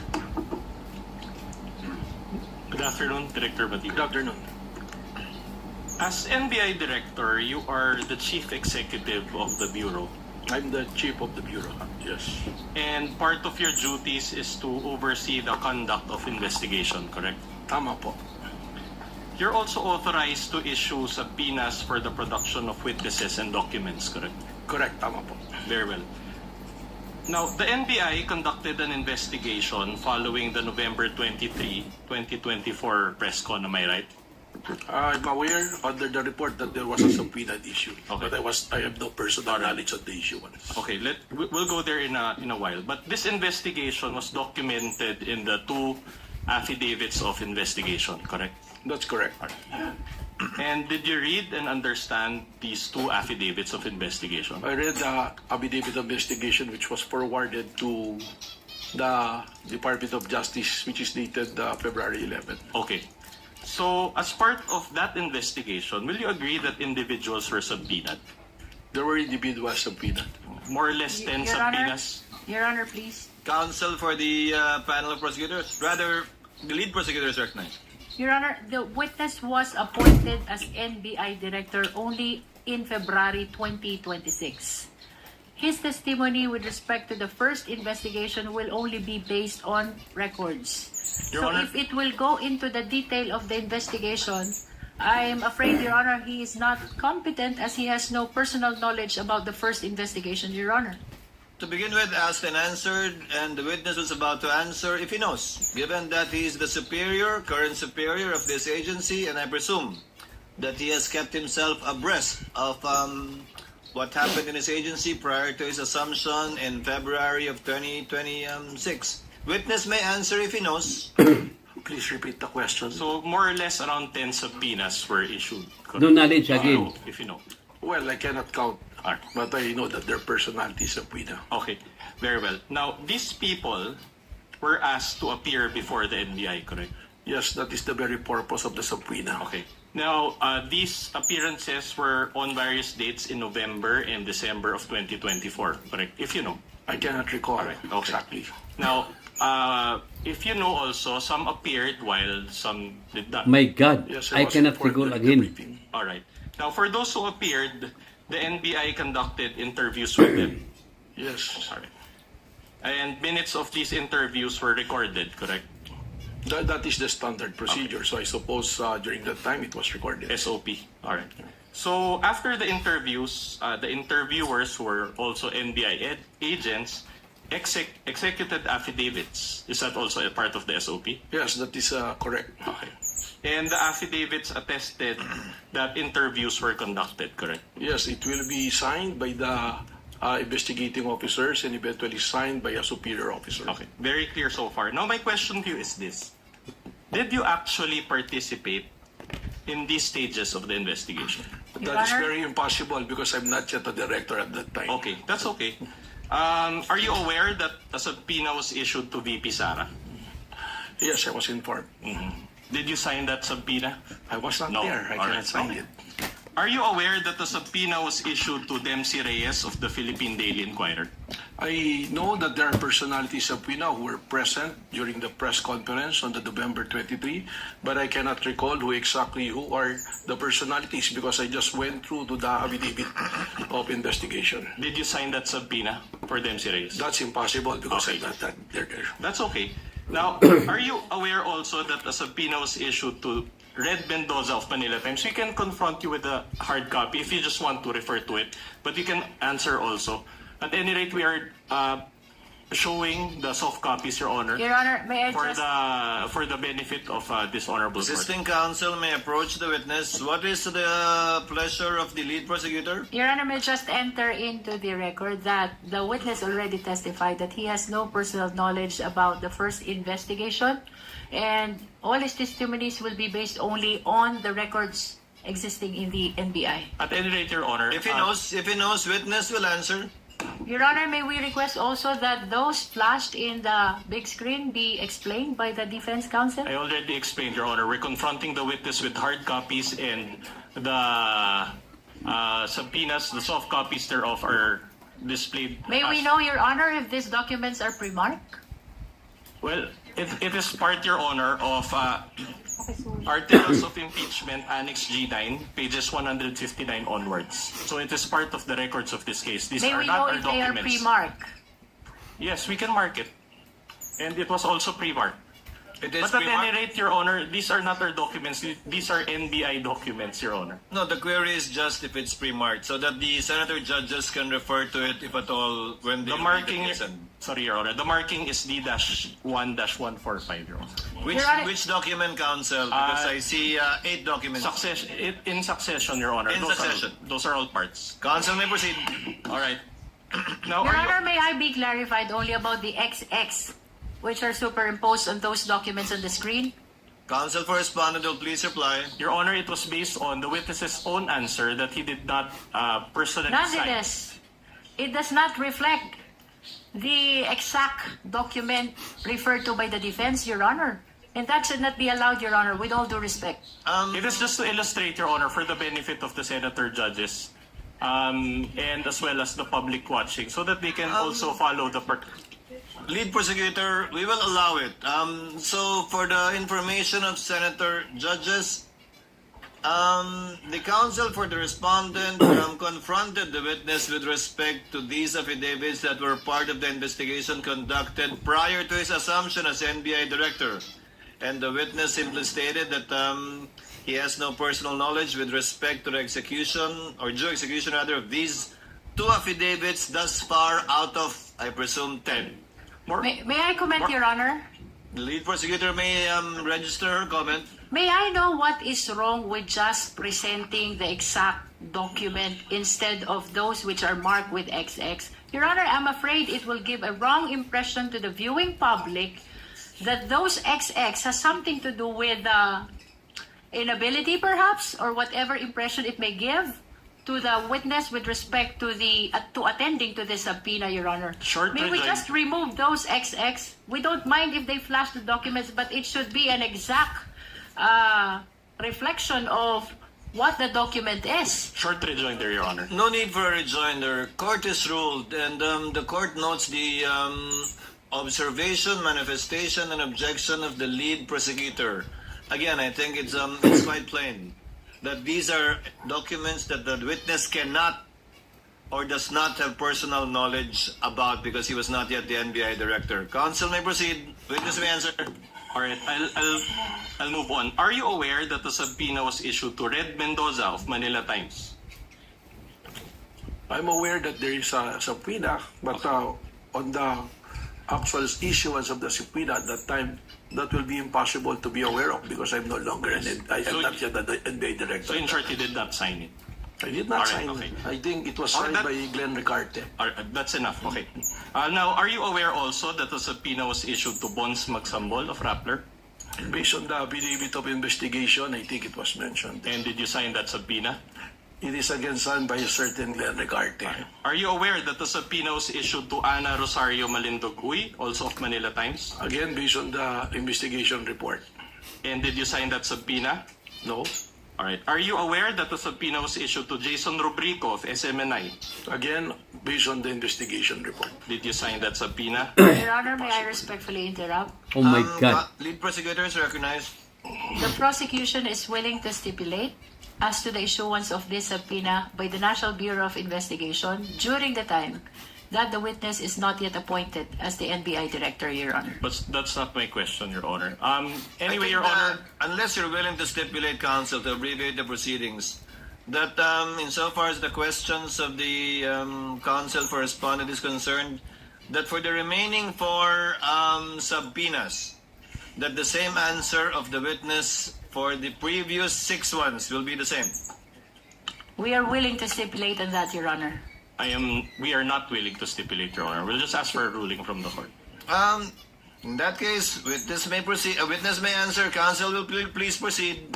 All right. Are you aware that the subpoena was issued again to Jason Rubrico of SNM9? Same answer, Your Okay, Honor. same answer. And you did not sign that subpoena for I Jason? said same answer, All right. Your Honor. Are you aware that the subpoena was issued to Michael Flores of Reuters? Same answer, Your Honor. Your Honor, may we ask, Your Honor, that the lawyer of the prosecution do not supply anything or make any comment near the witness because it may affect this. Is he, the assisting counsel may not supply any information to the witness other than merely observing the document being shown to him by assisting counsel for respondent Counsel may proceed. Mr. Presiding Officer, may I speak? Yes, Director. The council is not telling anything, but may I request not to cover me so that the people can see me? Yes, that may be granted by the presiding Thank officer. you, Your Honor. Assisting counsel, kindly sit beside the assisting counsel stand beside the assisting counsel for the respondent. You may proceed, counsel, Alright. for the respondent. Are you aware that the subpoena was issued to Mikhail Flores of Reuters? Same answer, Your Same Honor. answer. You did not sign it. Okay. Are you aware that the subpoena was issued to Trixie Cruz Angeles? Same answer. And you did not sign it. Okay. Are you aware that the subpoena was issued to 2 OVP personnel? And did you sign these subpoenas? Same answer. Alright, so not a single one. Now, my next question to you is this. Did you oversee any interview that was conducted in the fact-finding investigation? Your Honor, the question is vague. If the witness is a lawyer and is competent to Your answer, Honor. if he knows, Your Honor. Your Honor, during the direct, it was established that there were 2 investigations. The first investigation and the current investigation of the STF. Then, the defense need to specify which investigation is he referring The to. affidavit... Counsel will please clarify.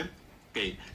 Did you oversee any interview that was conducted in the investigation that was covered by the affidavit of investigation? As mentioned in my testimony, I was appointed only on February 20, 2026, and it's very unlikely to be part of the investigation prior to that. Okay. So, are you aware that there were at least 4 interviews that were conducted? Your Honor, asked and answered. That is a different question, Your Honor. Nonetheless, Witness may answer. I'm not aware because I'm not yet there. Okay, so are you aware, let me be more specific, are you aware that an interview of Dempsey Reyes of PDI was conducted? I'm not aware of that, but as reflected in the investigation report, it was there. So in other words, you did not oversee that interview? Yes, definitely. All right. Are you aware that there was an interview of Fred Mendoza of Manila Times? Same answer, Your Honor. Same answer. Are Marami you pa aware yung that walang there was alam an to eh. interview of Bons Magsambol of Rappler? Same answer. Same answer. So you did not oversee that interview. My God. And are you aware that there was an interview of Jason Rubrico? Did you oversee this interview? Again, same answer. Same answer. Okay. Did you see them sign any minutes of the meeting? No. No. Did you meet any one of these interviewees? At Before that or time? after? Before or after? Who among the Among the interviewees that I mentioned? No. Did you meet any one of their lawyers? No. No. All right. Now, were you even present at the NBI Cybercrime Division office at the time of these interviews? That is impossible. All right. After the interviews, affidavits attesting to the interviews were executed, as you mentioned. Did you oversee the drafting of these affidavits by the NBI agents? Again, very unlikely. I was not present. All right. Your Honor, if I may interrupt, may I just enter a Lead continuing... prosecutor may make a manifestation and or a continuing objection, as I presume she will. Yes, Your Honor. I'm entering a continuing objection to the line of questions of the defense on the ground, as is stated by the witness, he has no personal knowledge about the investigation conducted prior to his appointment in February 2026, Your Honor. Just That a is short for the record. rejoinder, Your Continuing Honor. objection is noted. Counsel for the respondent may proceed. No need for that rejoinder. But were you present when the NBI agents subscribed and sworn to their affidavits? I was not there. You were not there. Still nothing. So, and since you did not actually participate, it means that you do not have personal knowledge of these stages of the investigation, correct? During that time, yes, but as I mentioned earlier, I read the investigation report. So your knowledge of the investigation was based on only of your reading. That is absolutely correct, All right. and upon the discussion of the investigating Okay, officers. very well. Now, were you present at the November 23, 2024 press con? I was not present. You were not I was present. not participating on that. And if you know, was any NBI agent present at the November 23, 2024 press con? Not that I know of. None. All right. So in layman's terms, for the benefit of this honorable court and the Filipino people watching, and I'll phrase my question in Tagalog. So sa kabila po ng pagtestigo po ninyo ngayong araw, inaamin nyo ba na wala kayong personal na kaalaman sa nangyaring investigation starting November 23, 2024? Malinaw naman po yun at ang korte po ay can take judicial notice of the fact na hindi pa po ako NBI director ng panahon na yun. So you're confirming that you do not have personal knowledge because you were only appointed as NBA director a year later or on February 20, Your Honor, ask and 2026, answer correct? question. I haven't even asked that question, Your Honor. Kindly let counsel finish. So again, I will repeat. So the reason for this is that because you became NBI director only a year later or on February 20, 2026, correct? Tama po. Alright, okay. So prior to February 20, 2026, you do not have any personal knowledge of any investigation, correct? Nababasa ko lang po sa balita mga pangyayari. Which is not personal knowledge, correct? Well, yun lang po yung knowledge natin. You're a lawyer, correct? Tama po, 29 years. 29 years. Can you recall Rule 130, Section 22 of the Rules of Evidence? Can you refresh me, sir? Okay, I will Because you have a gladly copy. refresh you, of course. I have here a copy of Rule 130, Section 22 of the Rules of Evidence, and I'll read it. Please read with me, Director Matibag. Testimony confined to personal knowledge. A witness can testify only to those facts which he or she knows of his or her personal knowledge, that is, which are derived from his or her own perception. Can you recall that rule now? Ayan po, nababasa ko po ngayon. Okay, you Tama can po. read it. Alright, so based on this rule, will you agree with me that a witness can only testify based on his personal knowledge? Your Honor, may I comment to that? These are basic questions, Your Honor. The witness is a lawyer. He is competent enough to answer. Counsel, are you making an objection? This is a comment, Your Honor. The witness repeatedly testified that he was appointed only in February 2026 and that all his testimonies pertaining to the first investigation are based on records, Your Honor. And this is allowed. As a matter of fact, under the rules, entries in official records are considered as prima facie evidence of the contents thereof. And thus, it's exactly the basis of the witness in answering the question of the defense.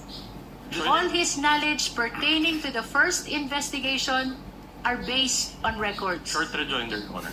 No need, counsel. Distinguished lead prosecutor, the counsel for respondent did not object to the line of questioning of the lead prosecutor earlier, based exactly on the ground cited by the lead prosecutor. The presiding officer will give sufficient leeway to the counsel for respondent to establish his point. I think you also see what he is trying to establish. That's why he made a continuing objection in relation to it. I'll give you some leeway, counsel, but go to your next topic as soon as you're done with this. Thank you, Your Honor. So, again, based on this rule, a witness can only testify based on his personal knowledge, correct? Tama po, pero meron po mga exceptions sa rule. Alright, okay. If not based on personal knowledge, then that is hearsay, correct? But it's not an absolute rule po dahil may exceptions nga po. Okay, now, I'm trying to look for the Filipino term for hearsay. Ano ba yung hearsay sa Tagalog? Sabi-sabi or chismis? Is that a fair translation? What is a fair translation to you of hearsay? Your Honor, the question of the defense is misleading. He never testified that that is hearsay. No, I'm not As a asking matter him. of fact, he's trying to raise the exception to hearsay. I'm not asking about the exceptions of hearsay. I'm asking a translation of hearsay. May we know- Anyway, I'll move on to. If the witness knows, if he does not know, he may say so. Hindi ko po alam kung anong translation dito sa Tagalog. Okay, so I'll just use my own translation, chismis. Anyway, at any rate, kung wala kang personal knowledge, chismis lang yon, tama? Hindi ko naman po naririnig sa korte, ako'y nag-practice din, kahit di sa Tagalog, kahit minsan ko po, hindi ko po narinig ng hearsay ginamit ang salitang chismis. Alright, I'll move on. Now, the main material that the NBI used in its investigation was the video of the November 23, 2024 press con, correct? Tama po. Did you watch that whole video yourself? Napanood ko po. The whole video? Well, yung pong importanteng bagay dyan ang aking tinutukan, pero napanood ko po. Alright. Now, let me ask you, do you confirm that in that virtual press con, VP Sara spoke about a lot of topics? Tama po. Alright, I'll show you a portion of that video, and then I'll ask questions thereafter. Now, Your Honor, we beg the indulgence of this honorable court. Again, this video is a little lengthy, but we will only show one video, Your Honor. Counsel may proceed. Pagkakain ninyo, buffet, dyan, sa House of Representatives, anak, at namamahaling wine.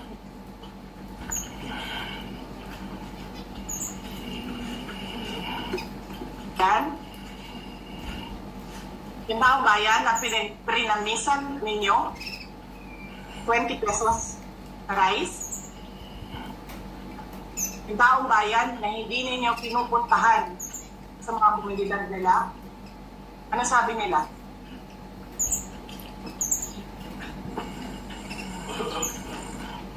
Ganyan ang bayan natin. Okay na lang kami sa asin. Kung pa nakahanap, bayan, na ang tao, because of their hopelessness, because there is no functioning government, okay na lang sa asin.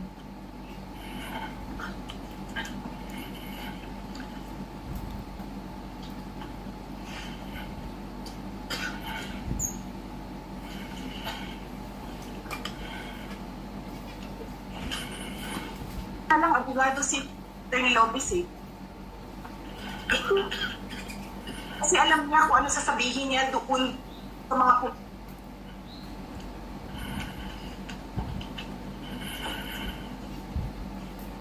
Your Honor, it appears that we're having technical difficulties. Can we just Yes, replay that part, Your Honor? nakawin yung cellphone. Your Honor, may I make a manifestation first? Can the tech kindly pause and rewind a bit with respect to the portion? Just a bit. Your Honor, this is part of the question, Your Honor. Can we ask that the manifestation be made after the playing of this video and the asking of the appropriate question? Your Honor, the manifestation concerns the very video that they are presenting. We're already playing it, lead counsel. We will recognize you after the video is played. Kindly proceed with the playing of the video. Walang cellphone. Saan ka nakahanap? Papasok ka, nanakawin mo yung cellphone, dadalhin mo pa yung tao.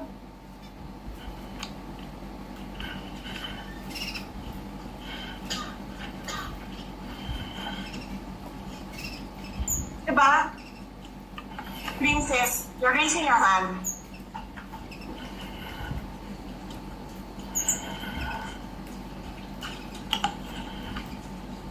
Hello? Narinig po ba ako, Princess Maui? Yes. Oh, thank you. Good morning po, Madam Vice President. Thank you so much nga po pala sa dala niyong kopya nung hearing na pumunta kayo for PRRD. Kami yung nasa likod niyo po, yung tinawag nilang bastos kasi pumalakpak kami because of Congresswoman Cardema. Thank you, ma'am. Nakakain kami. Ako po ay natatakot kumain ng pagkain ng mamaya. Ma'am, mag-iingat po kayo. Nasa teritoryo kayo ng kalaban. Okay Nag-aalala lang, po kami ma'am, kasi sila naman ako eh. Sila talaga yung bastos eh. You report yun to. Yeah.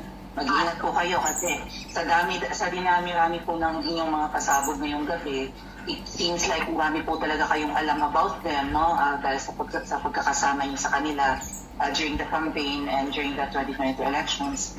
Baka po mamaya kasi totoo yung mga naririnig namin, yung, I don't know if it's true, na meron daw silang Operation Romanovs and baka bala kayong ubusin ang inyong pamilya dahil hadlang kayo sa kanilang mga balak in the future. So, ingat po kayo.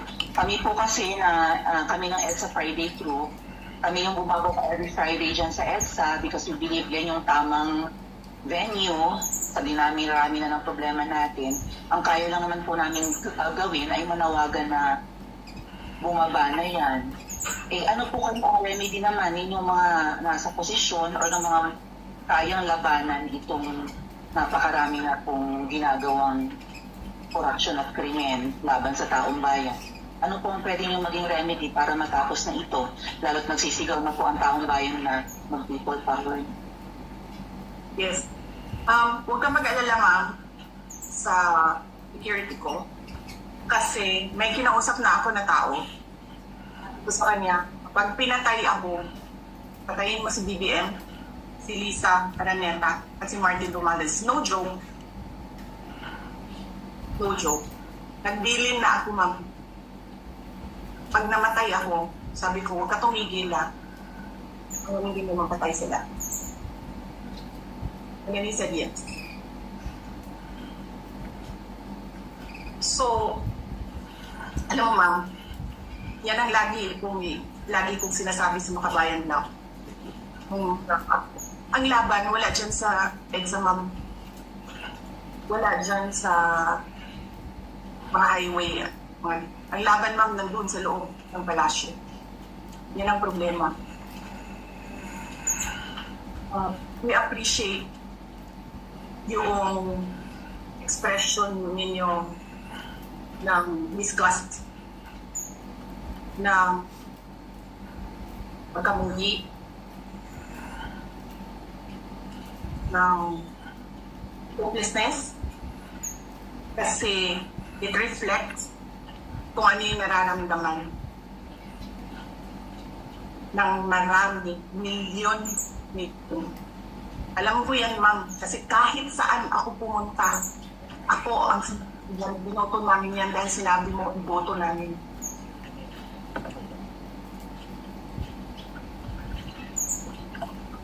So, yes, ma'am. Maraming salamat sa ginagawa ninyo. Dahil sa ginagawa ninyo, I'm sure nakikita yan ng taong bayan. Ina-appreciate nila yan. Marami sa ating mga kababayan ang gusto sumali sa inyo. Pero sa sobrang hirap ng buhay ngayon, hindi nila maiwanan yung mga trabaho nila at hanap buhay nila para pumunta sa daan. Bakit sila naghihirap? Bakit? Dahil sa gobyerno. Hindi ba dapat yung gobyerno natin na nagpapagaan ng buhay ng tao? Bakit ang gobyerno natin ang nagpapahirap lalo sa tao? Kasi gusto ba nila lagi na lang mahirap ang mga tao para madaling mapasunod? May mga lugar kami sa Mindanao na ganyan ang mga politiko. Gusto nila mahirap lahat.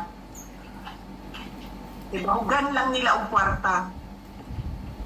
Governor na sila, mayor na sila, congressman na sila. Hanapin nyo, ma'am, yung mga lugar na sobrang hirap sa Mindanao. Tingnan nyo anong gawain ng politiko. Pinapakain lang ng pera ng tao. Pinabastos yung kanilang pagkatao. Dahil wala silang pakialam. Alright. For the benefit of this court, that is timestamp 1-12, 1-1243 onwards of the video recording with accompanying transcript. With the This is permission of exhibit- with the permission of the counsel for respondent, the lead prosecutor is recognized for a manifestation. Your Honor, I wish to manifest that the video which was played is unmarked and spliced video, Your Honor. That is for the record. The counsel for respondent just mentioned the timestamp and the marking as well. Counsel for the respondent may proceed. Alright. Now, Director Matibag, these are my questions about the statements of VP Sara in that video. Do you have personal knowledge of the theft incident involving Attorney Lopez's cell phone? Wala po. Wala. Do you have personal knowledge on the buffet in the House of Representatives? Wala po. Wala. Do you have personal knowledge on the communities na asin lang ang kinakain? Wala po. Alright. Do you have personal knowledge on the person whom VP Sara talked to regarding BBM, FL, and the former speaker? Wala po dahil Wala. siya nakipag-usap. Alright, okay. Thank you for that. So, now, you mentioned that you watched the whole video. My question to you is, did the NBI conduct any separate investigation regarding the various acts of corruption alleged acts of corruption of BBM, FL, the former speaker and the congressman as mentioned by VP Sara? Marami pong iniulat sa akin na mag-investigasyon, subalit hindi naman po kasi binanggit doon sa video sino ang mga particular na kailangang imbestigahan.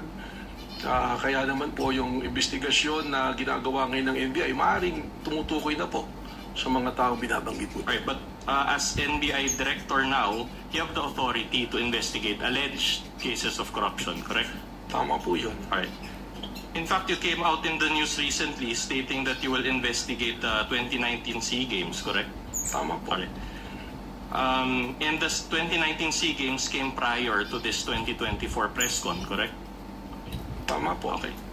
Do you intend, my next question is this, do you also intend to investigate the alleged corruption involving the unaudited confidential funds of the OP, Office of the President, also mentioned by VP Sara? Kung meron po mga ebidensyang ilalatag sa amin para amin pong sundan, hindi po magdadalawang isip ang NBI sapagkat ito po ang mandato ng NBI. Alright, thank you for mag-imbestigahan ng mga krimen po, amin pong nakikita. Alright, thank you for that answer. Now, do you also intend to investigate the alleged corruption involving the former speaker going around the country and giving government funds to people, also mentioned by VP Sara in that video?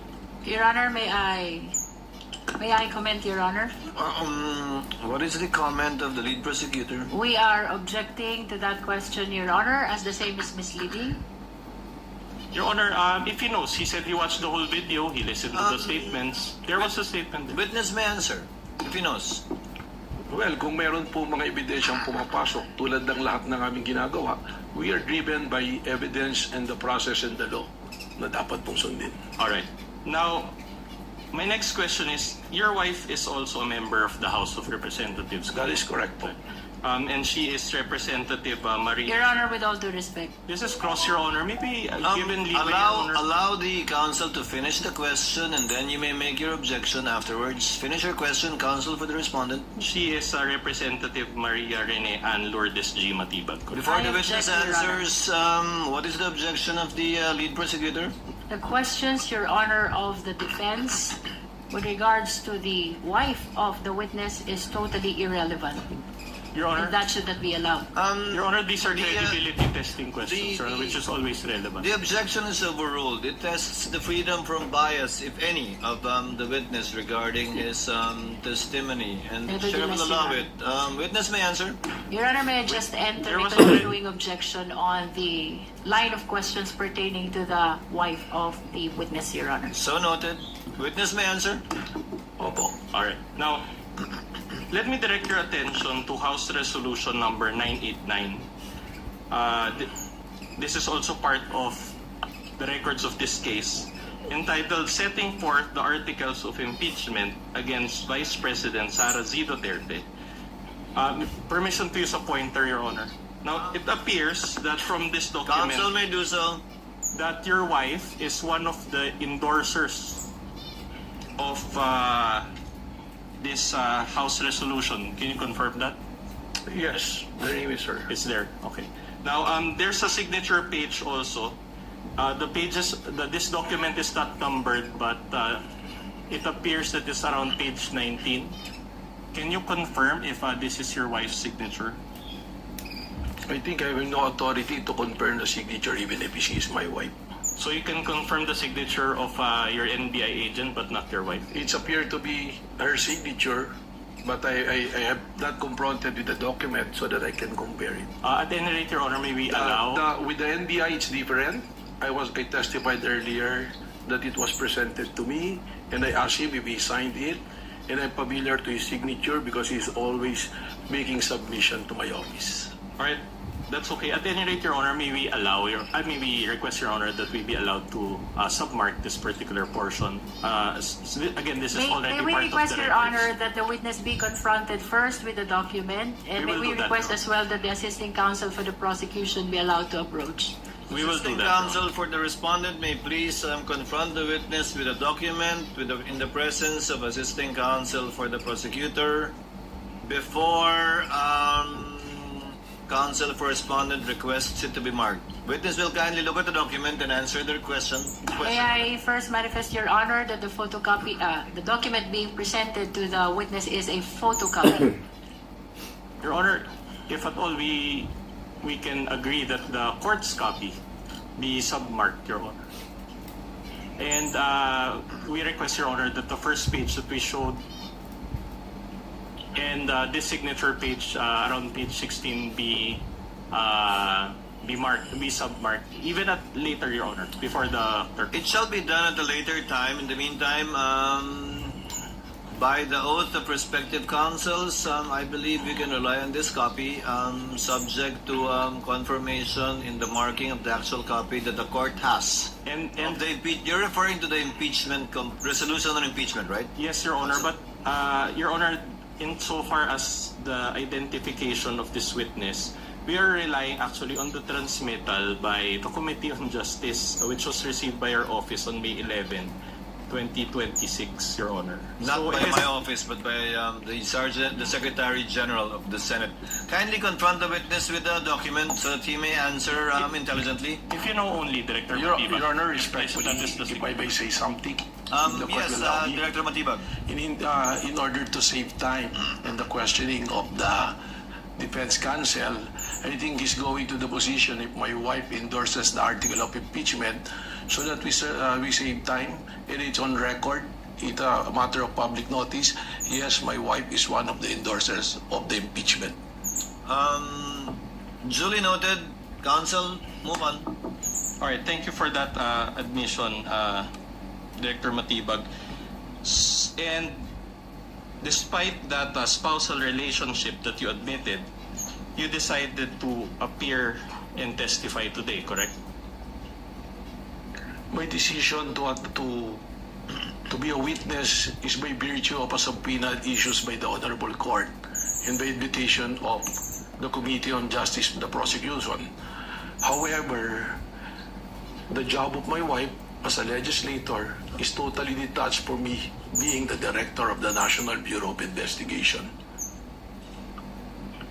Okay, my next question is, but the court did not issue a subpoena for you to appear today. Actually, Are you saying that you received a subpoena despite this honorable court not issuing a subpoena for you? even if there's no subpoena in the pre-trial order, I was mentioned to be a witness, and I was invited by the prosecution to be a witness. And from my understanding, in the pre-trial order, I was also listed by the defense. I will be gladly witness for the defense as well if I will be called upon. All right, but which is which? Are you appearing today by virtue of a subpoena or without a subpoena? I'm appearing today as a witness as called upon and announced by the Honorable Court and by the invitation also of the No, that's prosecution. not my question, Director Matibag. You're a lawyer, you know this. Are you appearing today by virtue of a subpoena or no subpoena? There's no written subpoena, but there is a verbal announcement from the Honorable Court that I will be a witness in today's hearing. Your Honor, the question of the defense is misleading. It is apparent that last week a subpoena was issued to the witness, Your Honor, and it is because of the other matters that was heard and addressed by the impeachment court. The schedule of the witness was scheduled to today. Your Honor, The objection is overruled. First, asked and answered, and for the record and information of the senator judges, the presiding officer confirms that no subpoena was issued to Director Matibag. In fact, I asked if one was needed, and the response I got was that it was not necessary. But indeed, the chair also confirms that the name of Director Matibag was requested to be invited by the counsel by the prosecutors, and he was so named by the presiding officer to attend in I believe yesterday supposedly and today's trial dates. Move on, counsel. just one last question on this point. So Yes, counsel. considering that there's no subpoena, I'm just wondering how it works. Did you coordinate with any of the prosecutors in relation to your appearance in today's proceedings? Well, we conducted some meetings on this matter. You mean prior to your appearance to this honorable court, you met with members of the prosecution? Yes, twice when I was informed that I will be a witness on the pre-trial order. All right. Did you meet with the private prosecutors or the public prosecutors? With the chairman of the committee, with the Congresswoman Jerry Miller. And you are confirming in open court that you discussed or you were briefed in that meeting based in your testimony? What was the what? Okay, you can explain. Well, I'm a lawyer and I know where you're going. There was no discussion or coaching. We just discussed matters that's supposed to be covered by my testimony. Because I'm a director, I will be testifying. Of course, they will want to know what will be the nature of my testimony. In the same way that when you want to present me as your witness, I will be more than willing to sit down with the defense counsel. Your Honor, I take exception to that. I don't think Director Matibag knows where I'm going. In fact, I'm moving on to a new point. At any rate, Your Honor, I don't think we are calling him as a witness. So these are facts that only he assumes. No, but I want to say that for the record, Your Honor. Witness will not argue with the counsel. sorry, Your Honor. Kindly move on, Yes, counsel, for the respondent. All right. Let's just move on, Director Matibag. The NBI is under the DOJ, correct? That is correct. And the DOJ is under the Office of the President, correct? That is correct. Now, BBM, in short, BBM has control and supervision over both NBI and the... Your Honor, sorry, I am hearing comments from the prosecution. I don't mean any disrespect to the President. It's just for purposes of abbreviation and just calling him BBM. But at any rate, I'll move on to my question. So BBM has control and supervision over both the NBI and the DOJ, correct? That is not exactly correct. Only on the matter of appointments, but we enjoyed independence in the matter of investigation. I'm glad you mentioned that. Do you confirm that you're an appointee of BBM? Well, it's only the president who can make an appointment. I think it is provided for in the law. What's the answer? Yes. Yes, okay. And so my question to you is this. Did BBM participate in the NBI's investigation in any way? No. No. All right. So don't you consider your appointment as NBI director as participation on the part of BBM? No. No. All right.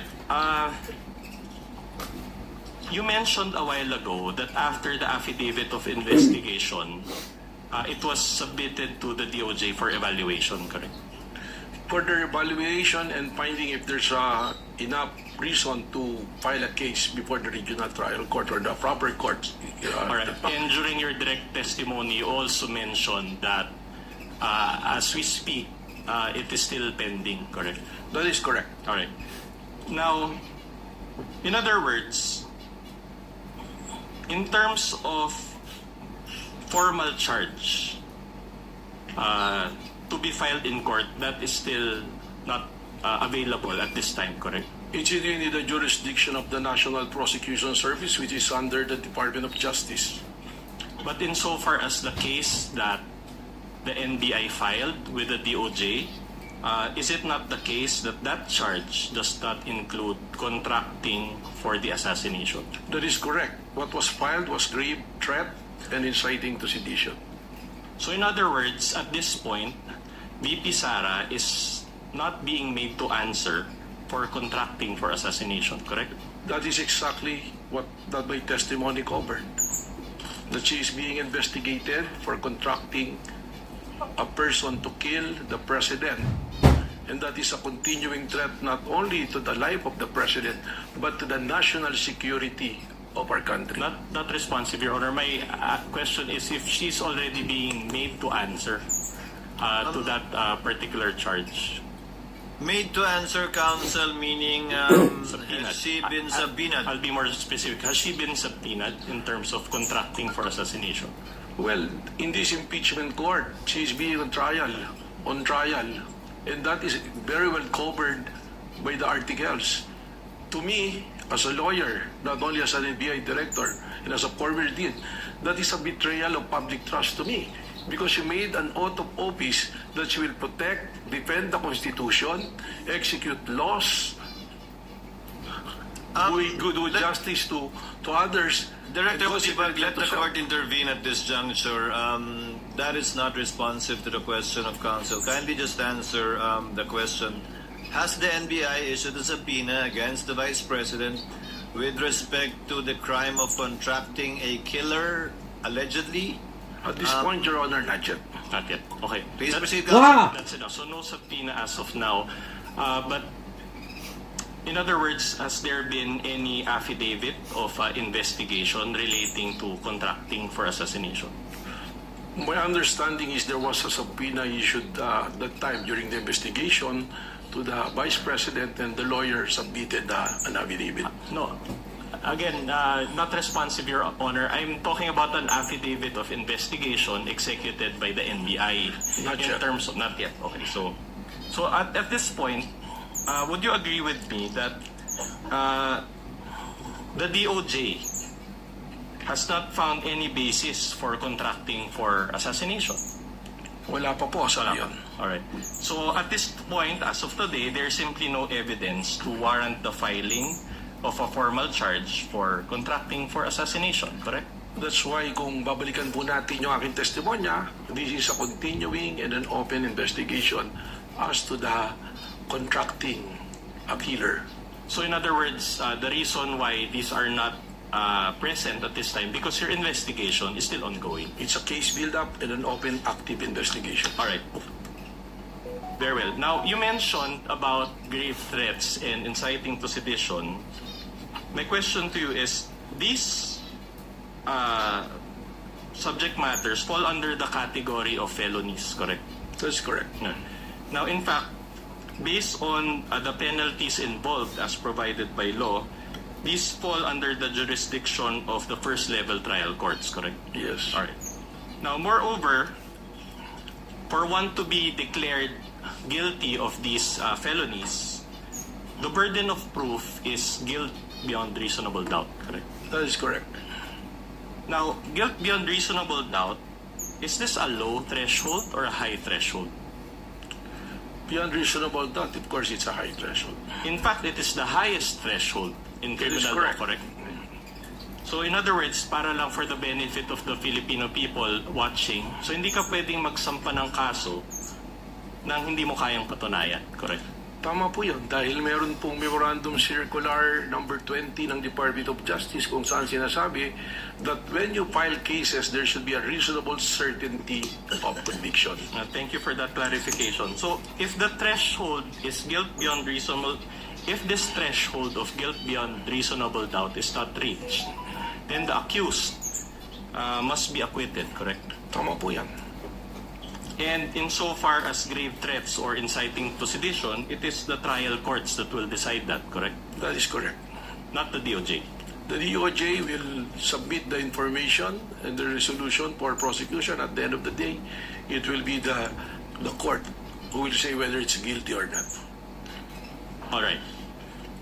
Now, in your testimony earlier, you mentioned that there are leads on the alleged person that VP Sara talked to, correct?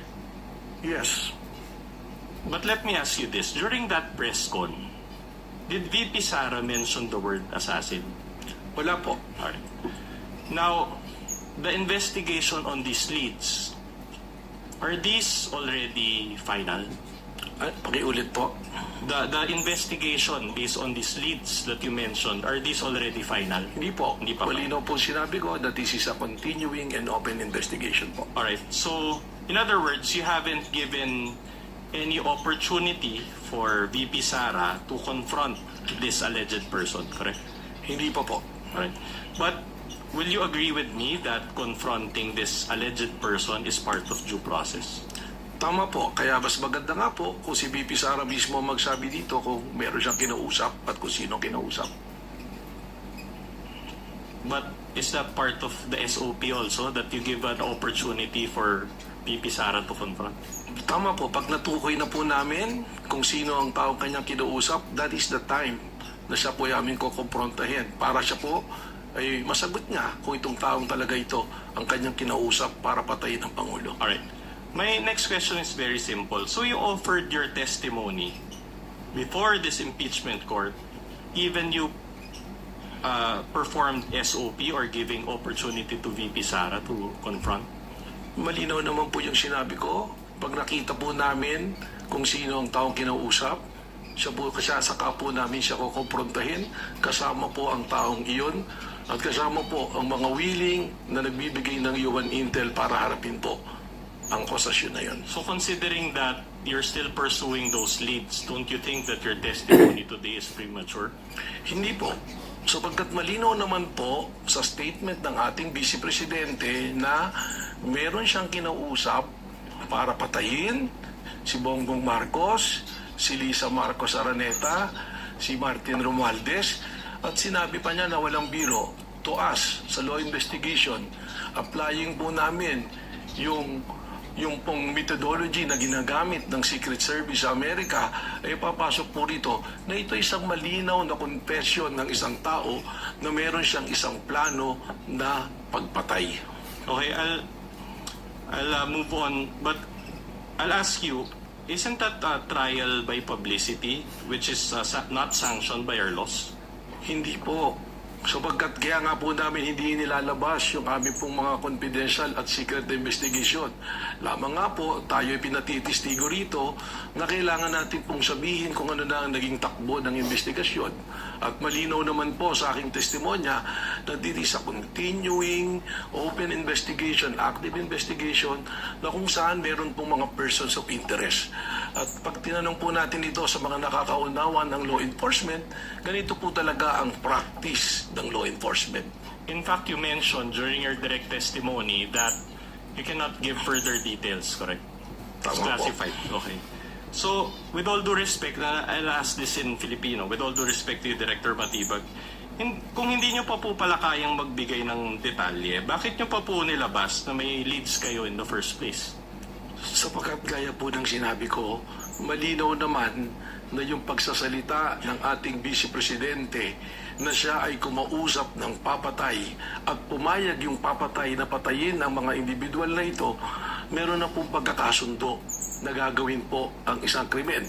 Yeah, but my point is, wouldn't that prejudice your ongoing investigation that you come out here and you make statements that you already have leads? Objection, Your Honor. That is speculative. Witness may answer. Kaya nga po dahilan na hindi ko mabanggit kung sino po yung mga persons of interest dahil doon po makukompromiso ang investigasyon na gumugulong. Okay, at any rate, if this ongoing investigation progresses, that is the only time that a different charge will be executed against the Vice President. Babalikan ko po ulit. Para po sa amin, malinaw na ang pagkontrata sa pagpapatay o ng papatay sa mga pangalang binanggit ay nandoon na. Applying the methodology ng Secret Service na binanggit ko po kanina. Ang hindi na lang po natin nakikita ay kung sino ang taong kinausap. Kaya ito po ay still open and continuing investigation. At any rate, it's not yet final, correct? Tama po. Alright. Now, you mentioned that the NBI is still conducting an investigation, ongoing investigation. Do you still use the video of the November 23, 2024 press con in this ongoing investigation? Isa po ito sabi naging batayan para po doon sa 5-point standard na tinitingnan po namin na yamin pong matugunan. Alright, it's an almost 2-year-old video now. Do you think it's still relevant to your ongoing investigation? Hindi po. Sapagkat hanggang sa ngayon nga, ay hindi pa natin nahanap kung sino ang taong kinausap po ng ating Vice Presidente. Okay, very well. Attorney Matibag, do you know Mel Sabio? Opo. Alright. Now, about 2 months ago, an old audio-video file of the two of you circulated online. By the way, we won't show that video out of respect here to the party's rights, as well as I saw your wife here also, out of your family members' rights and also out of Mel Sabio's rights. I'll just ask you a few questions. This video circulated online, and you already came out in the media admitting that it was you and Mel Sabio who were involved in that video, correct? Tama po yun. That is a private conversation sa dalawa pong magkaibigan na hindi nagkakasundo. All right. And my only question to you is this. Did that incident demonstrate an emotional outburst on your part? Kasama na po yun, combination na ng galit at disappointment. At ako naman po inamin ko na yan ay isang pagkakamali na akin pong tinanggap na rin at pinagsisihan. Right. Could you recall what you said in that video? Masama po yung aking mga sinabi. Meron pong hindi talaga kaya-aya. Can you recall, just to give an idea of those who were not able to I watch? cannot exactly recall because that was a really long time ago. That's okay. Now, on July 10, 2026, you wrote a letter to Representative Luistro. Do you confirm this? July 10. July 10, 2026. Opo. Alright. Opo. And in that letter, we can confront you with a hard copy, but we can also flash. In that letter, you mentioned, and I quote, "As Director of the Bureau, I will personally attend to represent the NBI at this summit of Director and Commissioner General level law enforcement leaders across the Asia Pacific, which will require my travel and attendance on those dates." Now, those dates pertain to July 21 to 22, 2026. So today and tomorrow. Do you confirm this? Opo. Alright. Now, in that letter, there was a prior letter to that, correct? Which you received from FBI Director Kash Patel. Tama po. Do you personally know Kash Patel? Hindi po, pero hindi po siya personal ko kilala. Alright. And did you inform him at any point that you're a lawyer?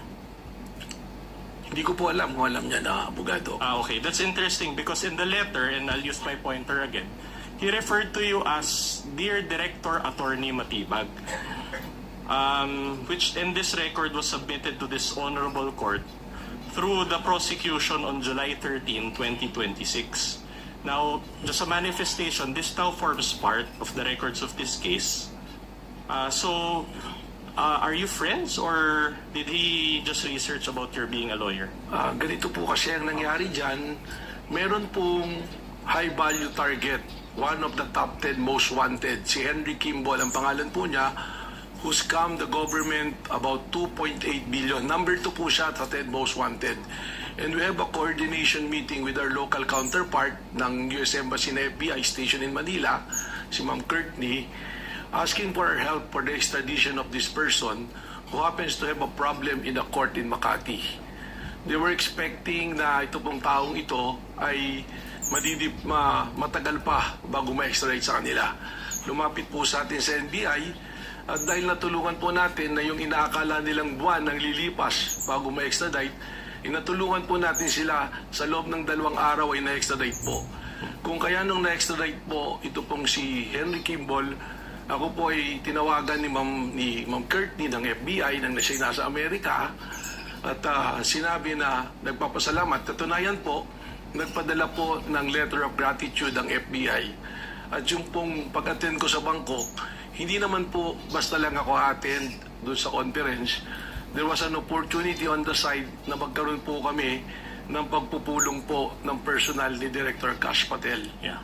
Kaya po gusto ko sana makadalo doon. Thank you for that clarification. Anyway, I'm just asking because the schedule of the court actually changed or was altered because of this letter. Just a few questions on this. Now, upon perusal of this letter, it appears na sinulatan kayo na diretsyo ni Director Kash Patel and walang address yung NBI. It just says Manila. Do you confirm the receipt of this letter? It was sent through an email. Through email, okay. Now, of course, before you wrote Representative Luistro, you first confirmed your attendance with FBI Director Patel. Am I right? Wala pa po, the confirmation. Dahil malinaw naman po, sinasabi ko nga po kay Congressman Luistro na 2 event siya na magkasabay. Sayang yung opportunity na maaari kong makausap yung FBI Director sapagkat it's very rare that an FBI Director will talk to an NBI Director. Yeah. So sinabi ko na baka naman pwede na mas mapaaga kung pwede lang at kung makikita naman po doon sa liham ko, respectfully I'm requesting Pero lininaw ko po kay Congresswoman Luistro na dalawang event yan at in order of priority, ang aking pong priority ang tumistigo po dito po sa impeachment court. At sabi ko naman, pinabot ko po through Ma'am Courtney that probably we can arrange another day na magkausap po kami ni Director Cash Patel. Okay, thank you for that clarification. At any rate, you're admitting that before you wrote Representative Luistro, hindi pa final yung confirmation mo dito kay Director. Meron na pong arrangement.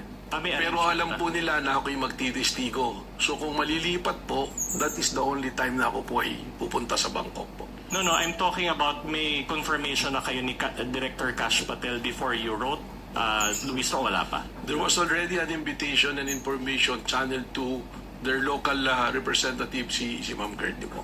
Ma'am, sino yun, ma'am? Siya po, si Courtney, siya po yung I FBI see. representative Okay. dito. At any rate, my question is, do you maintain that this is an official invitation from FBI? Yes. Opo. Alright. Katunayan, meron pong dumalo ngayon doon, yung pong aming representative ng IOD. And it's also director or commissioner level. Ano po, siya po ay division level po. Are you at liberty to disclose the name? Or Yes, opo, Attorney Chris Hernandez. nandun siya sa Bangkok ngayon? Nandun po siya ngayon. Would you know kung si Director Cash Patel nag-attend dun sa Bangkok ngayon or nag-cancel din Hindi siya? ko po alam. I Ay, have to wala. get the information. Alright, now, just one last manifestation, Your Honor. Again, these documents comprising of 3 documents, June 24, July 10, and July 13, were introduced by the prosecution and then are now part of the records of this case. If I may be allowed to proceed, Your Honor. Now, I'll show you one last graphic and then I'll ask you a couple of questions thereafter. Can we show the graphic? All right. So, this is from the Daily Tribune. Your Honor, please. No question yet, Your Honor. Yes, Let counsel finish with this question, Alright. and then the lead prosecutor may make her objection. All right. This is from the Daily Tribune. Okay, and this is the entitled Public Trust Rating. I'll just focus on the green, not the red. No, but Vice President Sara Duterte, it says they're 57%. And this was conducted by the social weather station's SWS survey. Okay.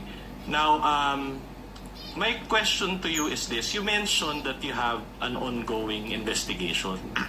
Do materials like this, insofar as how Filipino people view or trust VP Sara, have an effect in your investigation? objection, Before Your the Honor. witness answers, lead prosecutor is recognized for objection. What is the basis of the objection?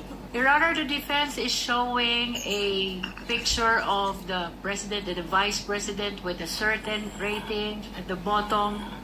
This has no relevance at all, Your Honor, with respect to the subject matter of this impeachment trial. I think he And has... we are objecting to the presentation of this picture, Your Honor. I think it has... Just a short rejoinder, Your Honor. Kindly allow the lead prosecutor. Are you done, ma'am? Yes, Your Honor. Just a short rejoinder, Your Honor. Attorney Vinlones, The recognized. witness mentioned the term betrayal of public trust. And we can run the TSN back. Your Honor, of course, we're allowed, this is cross-examination, we're allowed to present controverting evidence to that statement. The chair will allow the witness to answer, despite that there is no date when this survey was taken. Kindly answer if you know, Director Matibag. Gladly, Mr. Presiding Officer. Alam niyo po, survey yan. And all of us know, or for the information of the public, a survey is just a snapshot of something. It doesn't necessarily follow na yung survey na yan is kumbaga nakataga na sa bato. Pangalawa po, may mandato po ang NBI. We cannot be swayed by public opinion o kaya po ng aming personal na opinion. Kami po ay nag-iimbestiga, nababatay sa batas, nababatay sa proseso, at nababatay po sa ating itinakdang mandato base po sa pagtatatag ng NBI. So the short answer to my question is no. It doesn't affect. No, it will not. Okay. I mentioned Daily Tribune. You write editorials for the Daily Tribune, correct? Tama po, long time ago po. Long time ago. And in 2024, you wrote at least 3 editorials about VP Sara. Is that, can you recall? Mari po, mayroon po akong mga sinulat tungkol kay Vice President. I'm showing you these, no, not that one, the editorials, all right, from the Daily Tribune. And we have copies, hard copies that you can refer to. But it says here, Director Belvin Matibag, do you confirm that it is you who authored these editorials? Yes. All right. Now, I'm showing you the first one entitled Inday Sara, the Bratinela, dated September 12, 2024. Do you confirm that you wrote this editorial? That's correct in my opinion column. All right. And you also wrote the Bratinela is a flat spare tire, dated October 24, 2024. Do you confirm this? Yes. All right. And you also wrote Bratinela, Sara, and her bad habits, dated November 7, 2024. Do you confirm this? Yes. And in these editorials, you shared your opinions against VP Sara. Is that correct? Well, unang-una po, siguro doon sa title na Bratinela, that is not my original. In fact, kaya ko po nasulat yan, yan ang mismong naririnig ko nang kami magkakasama nila dating Pangulong Duterte na ang tawag niya kay Inday sa Bratinela. Alright, so my only question is, before you testified today, there were already instances in the past that you shared your public opinions against VP Sara. Well, that is a opinion column. Alright. At meron po tayong mga pinagbabasihan dyan. Okay, in fact, let me read one line from your editorial. It says there, as Inday Sara is being unmasked in the legislative inquiries and by her own mouth as an ill-bred Bratinela, her public trust crumbles. You confirm that you included this statement in your editorial? Yan po yung nakasulat. Alright, and despite this position, and the recent surveys show that VP Sara was even gained positive trust rating, as shown earlier, positive 57. Do you confirm this? Well, again, I'm saying na nung sinulat ko po yan, that is my opinion as an opinion writer. Alright. Now, despite this positive trust rating by VP Sara, do you still maintain that, and I quote, her public trust crumbles? Well, para sa akin po, na ako yung NBI Director, palagi ko po hindi po material itong ating pinag-uusapan sapagkat, sabi ko nga, ang ating pong pag-iimbestiga ay nababase sa batas, nababase sa ebidensya, at prosesong nandoon na nang ako'y dumating po bilang NBI Director. Alright, one last question on this before I let this point go. So considering the positive trust rating of VP Sara, can one really say that she betrayed public trust? Magkaiba po yan. Speculative, Your Honor. Can I get a ruling, Your Honor? Witness is knowledgeable enough to answer. He can handle himself. Director Matibag, you may answer. Magkaiba po yan. Again, I'm saying, and I'm sure marami rin po rito nakakaalam na umaasa sa mga survey. A survey is just a snapshot of what's happening.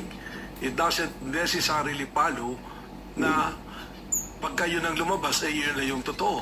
Pangalawa, pagka po ating pinagbasihan ng popularidad, ang ibig sabihin po ba nito, ang isang pinakakilala at popular na tao pwede lang gumawa ng krimen at hindi natin papapanagutin? Your Honor, at this point, Your Honor, the defense is constrained to ask for a continuance, and we have our grounds, therefore.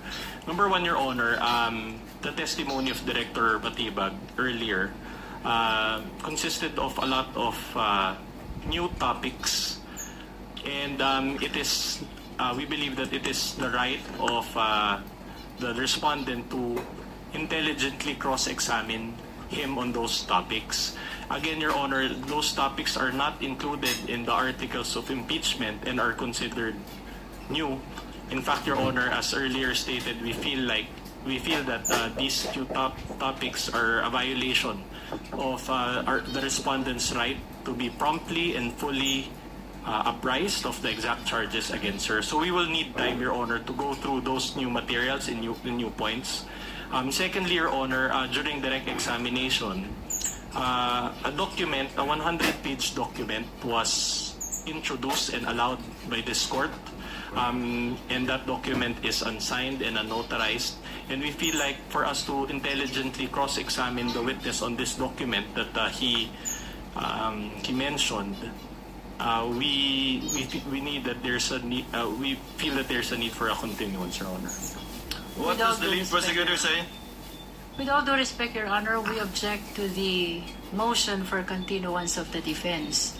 The defense already started and propounded a lot of cross-examination questions to the witness, and the witness is simply answering completely, accurately, the questions which are being raised and propounded to him. We do not understand, Your Honor, why they will move for continuance after already raising a lot of questions to the witness, Your Honor. We would like, Your Honor, the defense to finish the cross-examination today, and if the impeachment court will still allow, we will immediately proceed to redirect after the cross-examination, Your Honor, with all due respect to our honorable senator judges. The objection of the lead prosecutor is noted. However, this is the first time that any counsel for the parties is asking for a continuance. The chair is inclined to grant it and will so grant it as well. Should the counsel for the prosecutors or the lead prosecutor or panel of prosecutors require it at some point in time in this trial or hearing. But let it not be the rule or let it not be a habit on the part of either counsel for the parties to do so, to ask for a continuance. But at this time, the chair will grant a continuance requested by the defense. And in the meantime, since it's only 5:55, with the indulgence of our senator judges, we may proceed to the interjections and interventions of the senator judges. One last point, Your Honor, before the interjection. Before recognizing the senator judges, yes, what is the pleasure of Attorney Binlon? Your Honor, considering that the witness introduced, as I said, a lengthy document, can we ask for a copy of the Las Cañas material that he provided? The chair already earlier ordered that, I believe. During the interregnum, the prosecutors are directed to kindly furnish the counsel for respondents with a copy of the, I believe, over an inch or little less than 2 inches of affidavit of Mr. Las Cañas. So ordered. Chair will now recognize, prior to Senator Judge Rafi Tulfo, earlier Senator Judge Villanueva indicated his desire to interject or make interventions. Thereafter, Senator Judge Rafi Tulfo. Thereafter, Senator Judge Risa Ontiveros. You have 2 minutes, sir, and you may proceed when you're ready. Mr. Presiding Officer, before I ask some questions, I can see that my time is already running. Let me just ask a procedural inquiry, Mr. Presiding Officer. And respectfully, this representation seek the guidance of the court on a procedural matter. Because earlier today, I heard our witness who made mention several times that the investigation is still ongoing. It's a continuing investigation. May we know, Mr. Presiding Officer, in this particular aspect of the NBI's investigation that remains ongoing, just for the guidance of this representation, and I'm sure for the guidance of both parties, kung matatapos na po yung investigasyon o yung presentation of evidence dito po sa Article 4 at magkakaroon po ng significant development na maaari pong material sa atin pong proceedings, ano po ang tamang proseso para maipabatid at kung kinakailangan maiharap po ito sa impeachment court, considering na isasara na po itong presentation of evidence sa Article 4. Senator Judge Villanueva, sa rule, the court is a passive body. Hindi panghihimasukan ng husgado kung ano man ang pwede, balak o gustong gawin ng magkabilang partido, prosecution man o sa hanay ng respondent, kung mangyari man yon. And the court will not speculate with respect to that hypothetical situation should it arise, lest we be accused of prejudging or deciding certain matters for the parties that they should be the one deciding should that happen.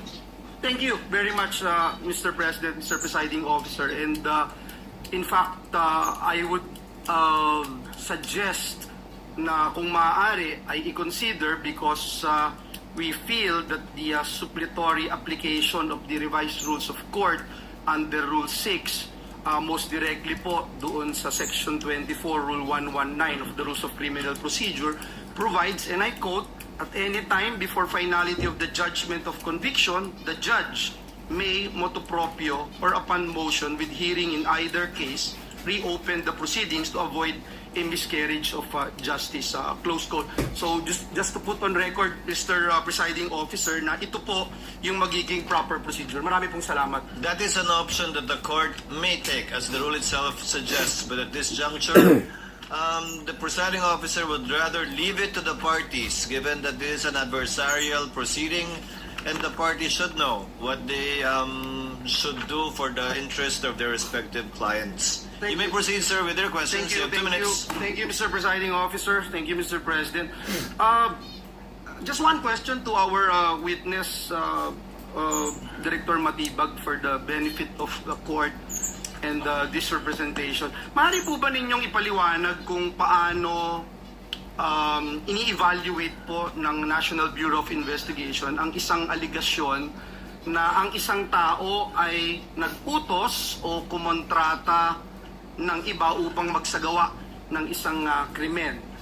Bilang bahagi po ng inyong investigasyon, tinukoy po ba ninyo kung ang ganito pong aligasyon ay maaaring pumasok sa mga umiiral na probisyon ng ating revised penal code o iba pang special penal laws? Director Matibag, I'd like to ask this question because I believe, I don't know if you would agree with me, that the Bureau's role is to determine whether the facts may actually give or the facts may give rise to a criminal liability under our penal laws. Now, the constitutional function of this court, however, is different.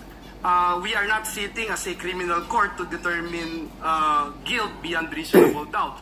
Rather, we are called upon to determine whether the respondents' alleged acts constitute impeachable offenses, including betrayal of public trust. So, magkaiba po yung binabanggit natin na criminal liability at constitutional accountability. Hindi po lahat ng maaaring maging batayan ng impeachment ay kailangan tumutumbas sa isang krimen, sapagkat ang impeachment ay hindi naman po usapin lamang ng paglabag sa batas, kundi paglabag sa tiwalang ipinagkakaloob ng taong bayan. Ano pong masasabi niyo dito, Mr. Witness? Your Honor, tama po yun. Doon po sa uling sinabi ninyo na hindi naman nangangahulugan kung may krimen na nangyari, ito ay impeachable offense. Pero ilagay po natin sa pangyayaring to, kaya naman po, yung pong investigasyon doon sa grave threat at doon po sa inciting to sedition, malinaw po ito na napapaloob sa revised penal code. E yun naman po pag-iimbestiga at paghahanap doon sa taong kinausap para pumatay, hindi po ito napapaloob sa revised penal code dahil yung pong pagpaplano ng pagpatay ay hindi naman po pinaparusahan yan kung hindi nga nagawa. Subalit doon na po papasok yung sinasabi nga natin na meron pong sinasabi na sa impeachment tinitingnan po, at para sa akin nga yung betrayal of public trust dito po papasok. Bakit po? Dahil meron po siyang sinumpahang tungkulin doon po mismo sa kanyang oath of office bilang Vice President. Sinabi niya that protect and defend the Constitution, execute the laws, do justice to everyone, and consecrate herself to protect the nation. Pero doon po sa sinabing execute the laws, dito po na nakikita, hindi po execute the laws yung pag-usap ng papatay. That is to execute the president. Kaya doon po papasok yung magkaiba na betrayal of public trust.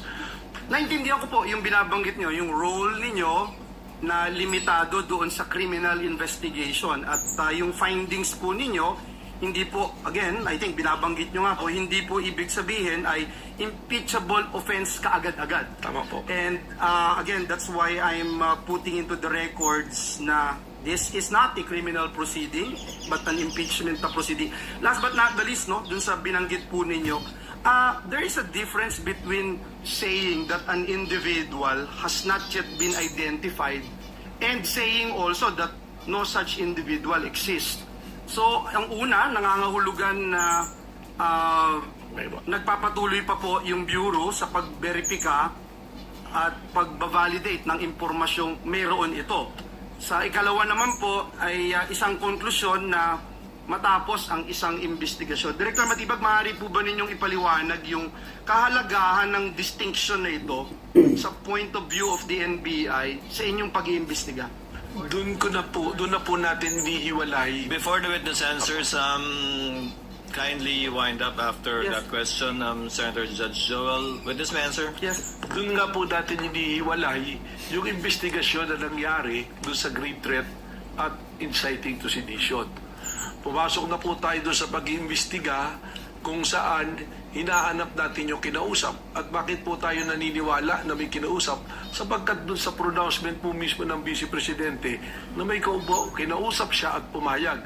Ang naging basihan nga po dito, yung aking pong testimonya kanina na yung 5-point field po na pinagbabasihan ng National Threat Assessment Center na ginagamit po ng Secret Service po ng Amerika. Yes. Kung matapos po yung inyong ongoing at sinasabi niyo nga pong continuing investigation, ay ma-inform lang din po ang korting ito. Maraming salamat, Your Honors, Mr. President. Thank you, Senator Judge Villanueva. Senator Judge Tulfo Rafi is recognized for his interjections and interventions.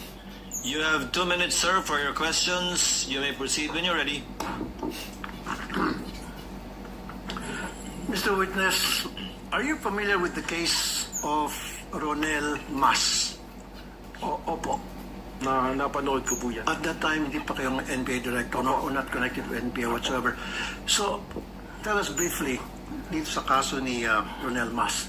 Sa pagkaalala ko po rito, itong si Ronel Mas ay isang guro na kung saan siya ay nagsabi na kung sino ang papatay sa dating Pangulong Rodrigo Roa Duterte ay papabiyaan niya ng 50 million.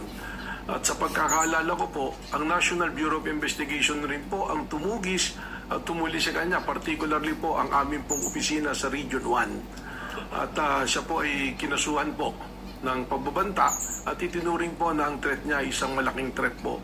Hindi lamang sa dating Pangulo, kundi po sa ating pong national security. In other words, pinalan siya ng case ng inciting to sedition. And he was arrested warrantless. It was a warrantless arrest, right? Tama po. Okay, so isang guro nagbanta sa dating Pangulo, agad-agad inaresto ng walang warrant. Now, etong yung VP Sara, si Vice President Duterte, na nagbanta rin kay Pangulong Duterte at kay Pangulong Marcos. Anong difference ng dalawa? Well, ang pagkakaiba po nila, itong si Rene Mas ay isang guro, si Vice President, isa naman pong Vice President, at siguro po ito ang naging konsiderasyon kung bakit hindi siya inaresto agad. So, ibig sabihin ng NBI pala ay tumitingin sa tinatawag na special treatment. I cannot So, ibig speak. sabihin hindi pala patas sa NBI. Bakit nung panahon ni Pangulong Duterte, isang guro na nagsabi may patong sa ulo ng 50 million si dating Pangulong Duterte, kung sino man makapagpapatay sa kanya, agad-agad inaresto na walang warrant of arrest. And then ito naman si VP Sara na sabi niyo, allegedly nagbigay ng death threat against President Marcos at hindi inaresto. I cannot speak for the NBI at that time, Your Honor, sapagkat yung mga pangyayari pong yan, wala naman ako sa NBI pa po. Subalit, ang maaari ko pong ibahagi sa inyo, ipamarapatin po ninyo, ayun na nga pong aking pakikipagtalastasan sa aming pong mga foreign counterparts na akin din na pag-aralan at sinasabi nila na sa kanilang jurisdiction, kung mayroong isang pagbabanta na ginawa ng Vice Presidente, ay maaaring agad na ikulong at matanggal kaagad po sa pwesto. Pero again, respectfully, I cannot speak for the NBI noon po at saka yung pangyayari po noon. Okay, ano ibig sabihin po ni, para sa inyo, Mayor Baste, nung sinabi niya sa isang rage coalition gathering, isang ulo lang naman ang kailangan namin at ang ulo ni BBM or Bongbong Marcos. What does it mean to you? Well, kagaya po ng aking naging testimonya, itrinato po namin ito na isang threat sa isang banta sa ating Pangulo that transcends also to a threat to our national security. So is it the same as saying may patong sa ulo ang isang tao, like a reward, whoever can capture this person, dead or alive or something to that effect?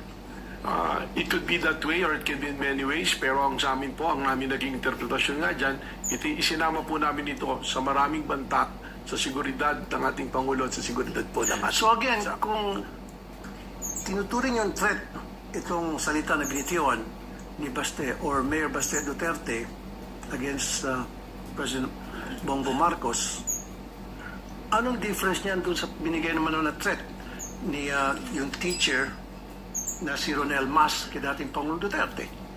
Yung pong naging banta ni Mayor Baste Duterte ay pinasok po natin sa mas maaba pang pagsusuri, kaya po isinama natin ito po doon sa ating continuing threat assessment po. So why was he not arrested? Tulad na nangyari sa teacher na si Ronel Mas. Ang warrantless arrest po kasi, kagaya na nangyari kay Ronel Mars, dahil naging warrantless of arrest, siya po ay na-dismiss ang kaso. So yan din po yung iniingatan namin na kung kami ay gagawa ng warrantless arrest, eh maaari pong ma-dismiss ang kaso. Ngayon po, kasama po yan sa case build-up namin na maaaring magdulot po ng pagpapile po ng nararapat po na kaso. Thank you, Mr. Witness. Thank you, Senator Judge Rafi Tulfo. Senator Judge Risa Ontiveros is recognized. You may proceed, ma'am, when you're ready, and you have 2 minutes. Salamat po, Mr. Presiding Officer. Mr. Witness, nung nakaraang hearing po, paulit-ulit na binabanggit ang pangalan ni Princess Maui. Sino po ba yung taong yan? Background po niya, profile po niya? Sa pagkakalam ko, isa po siyang vlogger. Ano pong background niya? Paano siya naging vlogger? Well, base po doon sa patuloy na pag-monitor, siya po ay isang kritiko na madalas nagbablog at nagpo-promote po ng yung pong tinatawag natin at alam naman na lahat na DDS po. I see. And ano po yung bukod doon na vlogger siya doon sa panig na iyon, meron pa bang ibang profile itong Princess Maui bilang vlogger? Katunayan po, I was informed that she or he was invited to the NBI pero hindi po siya dumalo. At yan po ay kasama rin po sa patuloy na sinusubaybayan po ng ating pong Cybercrime Division po. Alright, salamat po. Ngayon, nabanggit rin po yung Oplan Romanov. Sabi po ni Attorney Lotto, ang alam niya ay banta ito sa presidente at pamilya nila na nagmula kay Mayor Sebastian Duterte. Sa kabilang banda, ayon naman kay Princess Maui, ay banta daw po yan sa buhay ni Vice Presidente at pamilyang Duterte. Pareho po ba yang iniimbestigahan ng NBI? Ang alam ko po, na-cover na po ng NBI noon yung investigasyon dun sa aligasyon na yung Oplan Romanov ay banta sa Vice Presidente dahil nagpadala nga po ng sabina kay Princess Maui at kay Vice President. Subalit, fortunately, hindi po yata sila dumali dyan. Pero nung yan po aming sinusuri din, yung binabanggit nyo po na Romanov, I think that was the January 18, 2024 na pahayag po ni Mayor Baste Duterte na kung saan na sinabi niya, let me tell you this, Mr.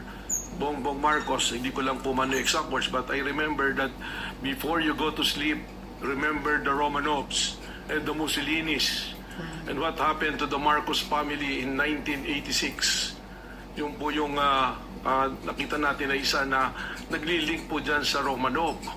Kaya recently, narinig ko rin po yung dating director na sinasabi niya ng Oplan Romanov ay tunay na banta sa pamilya ng mga Marcoses at hindi po kay Vice President Sara Duterte. So, base po sa investigasyon ng NBI, ang Oplan Romanov po ba ay banta nga sa buhay ng presidente o sa buhay ng vice-presidente? Your Honor, yan po ay kasama pa rin sa aming tinutukoy po ngayon.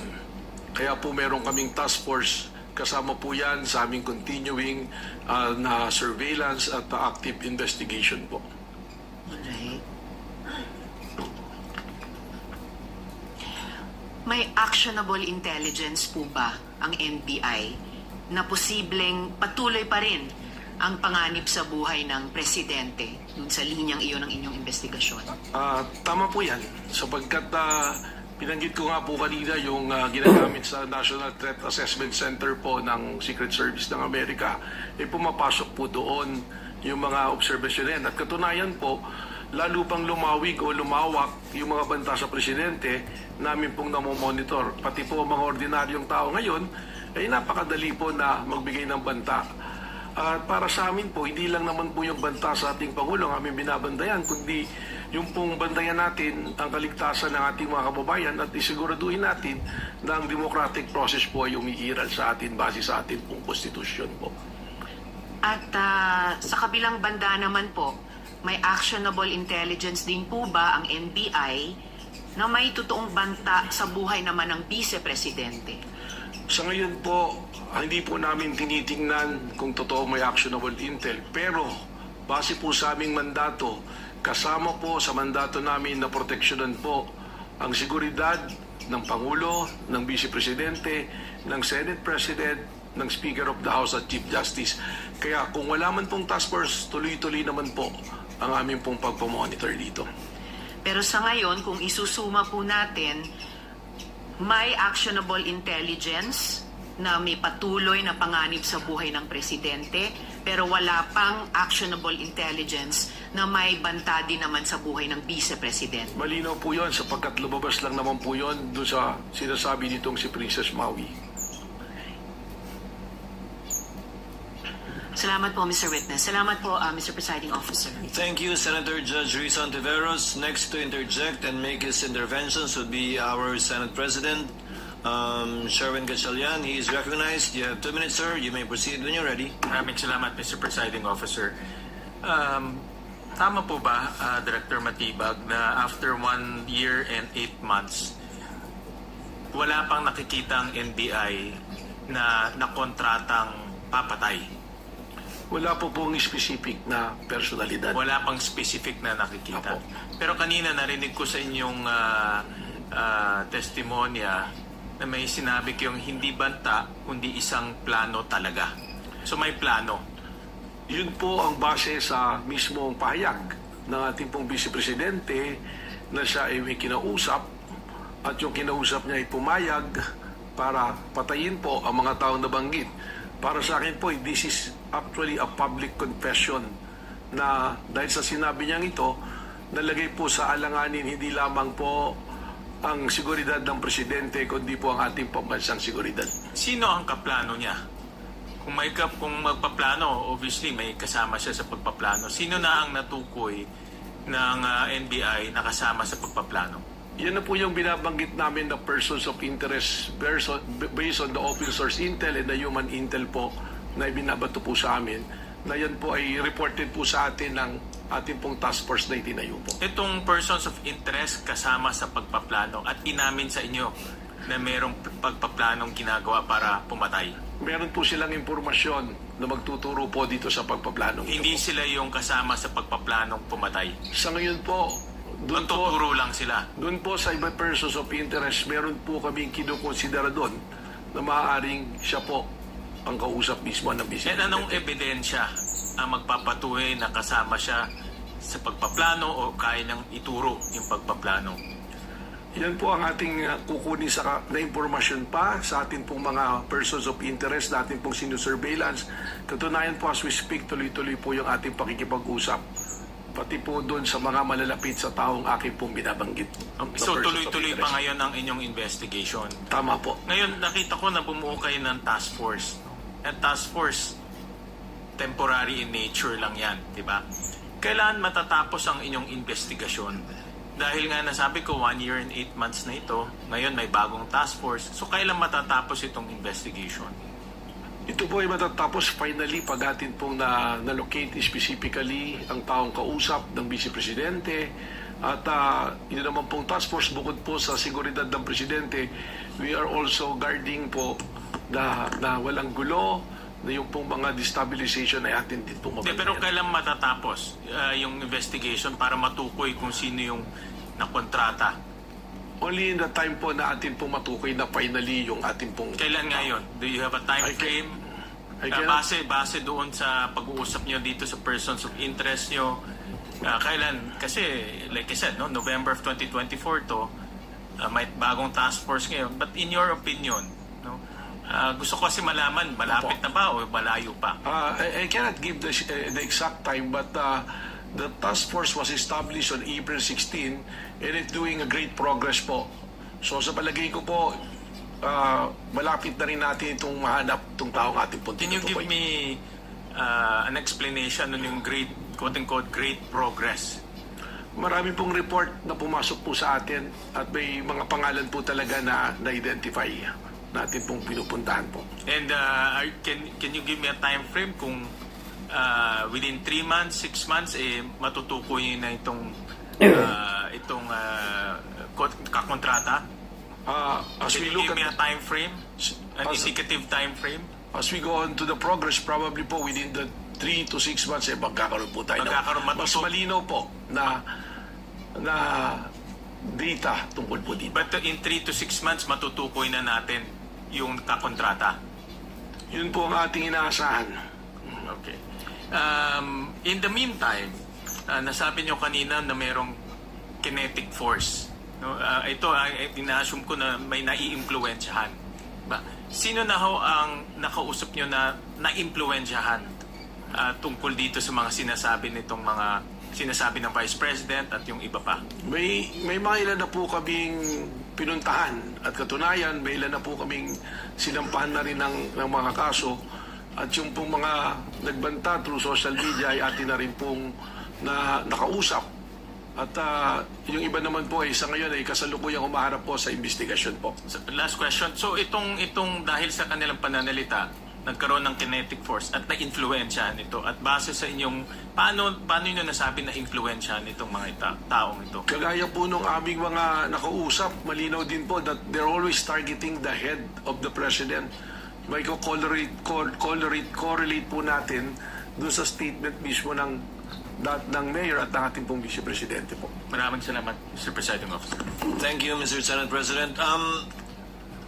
Will Senator Judge Allen make an interjection or will he make a manifestation regarding another matter?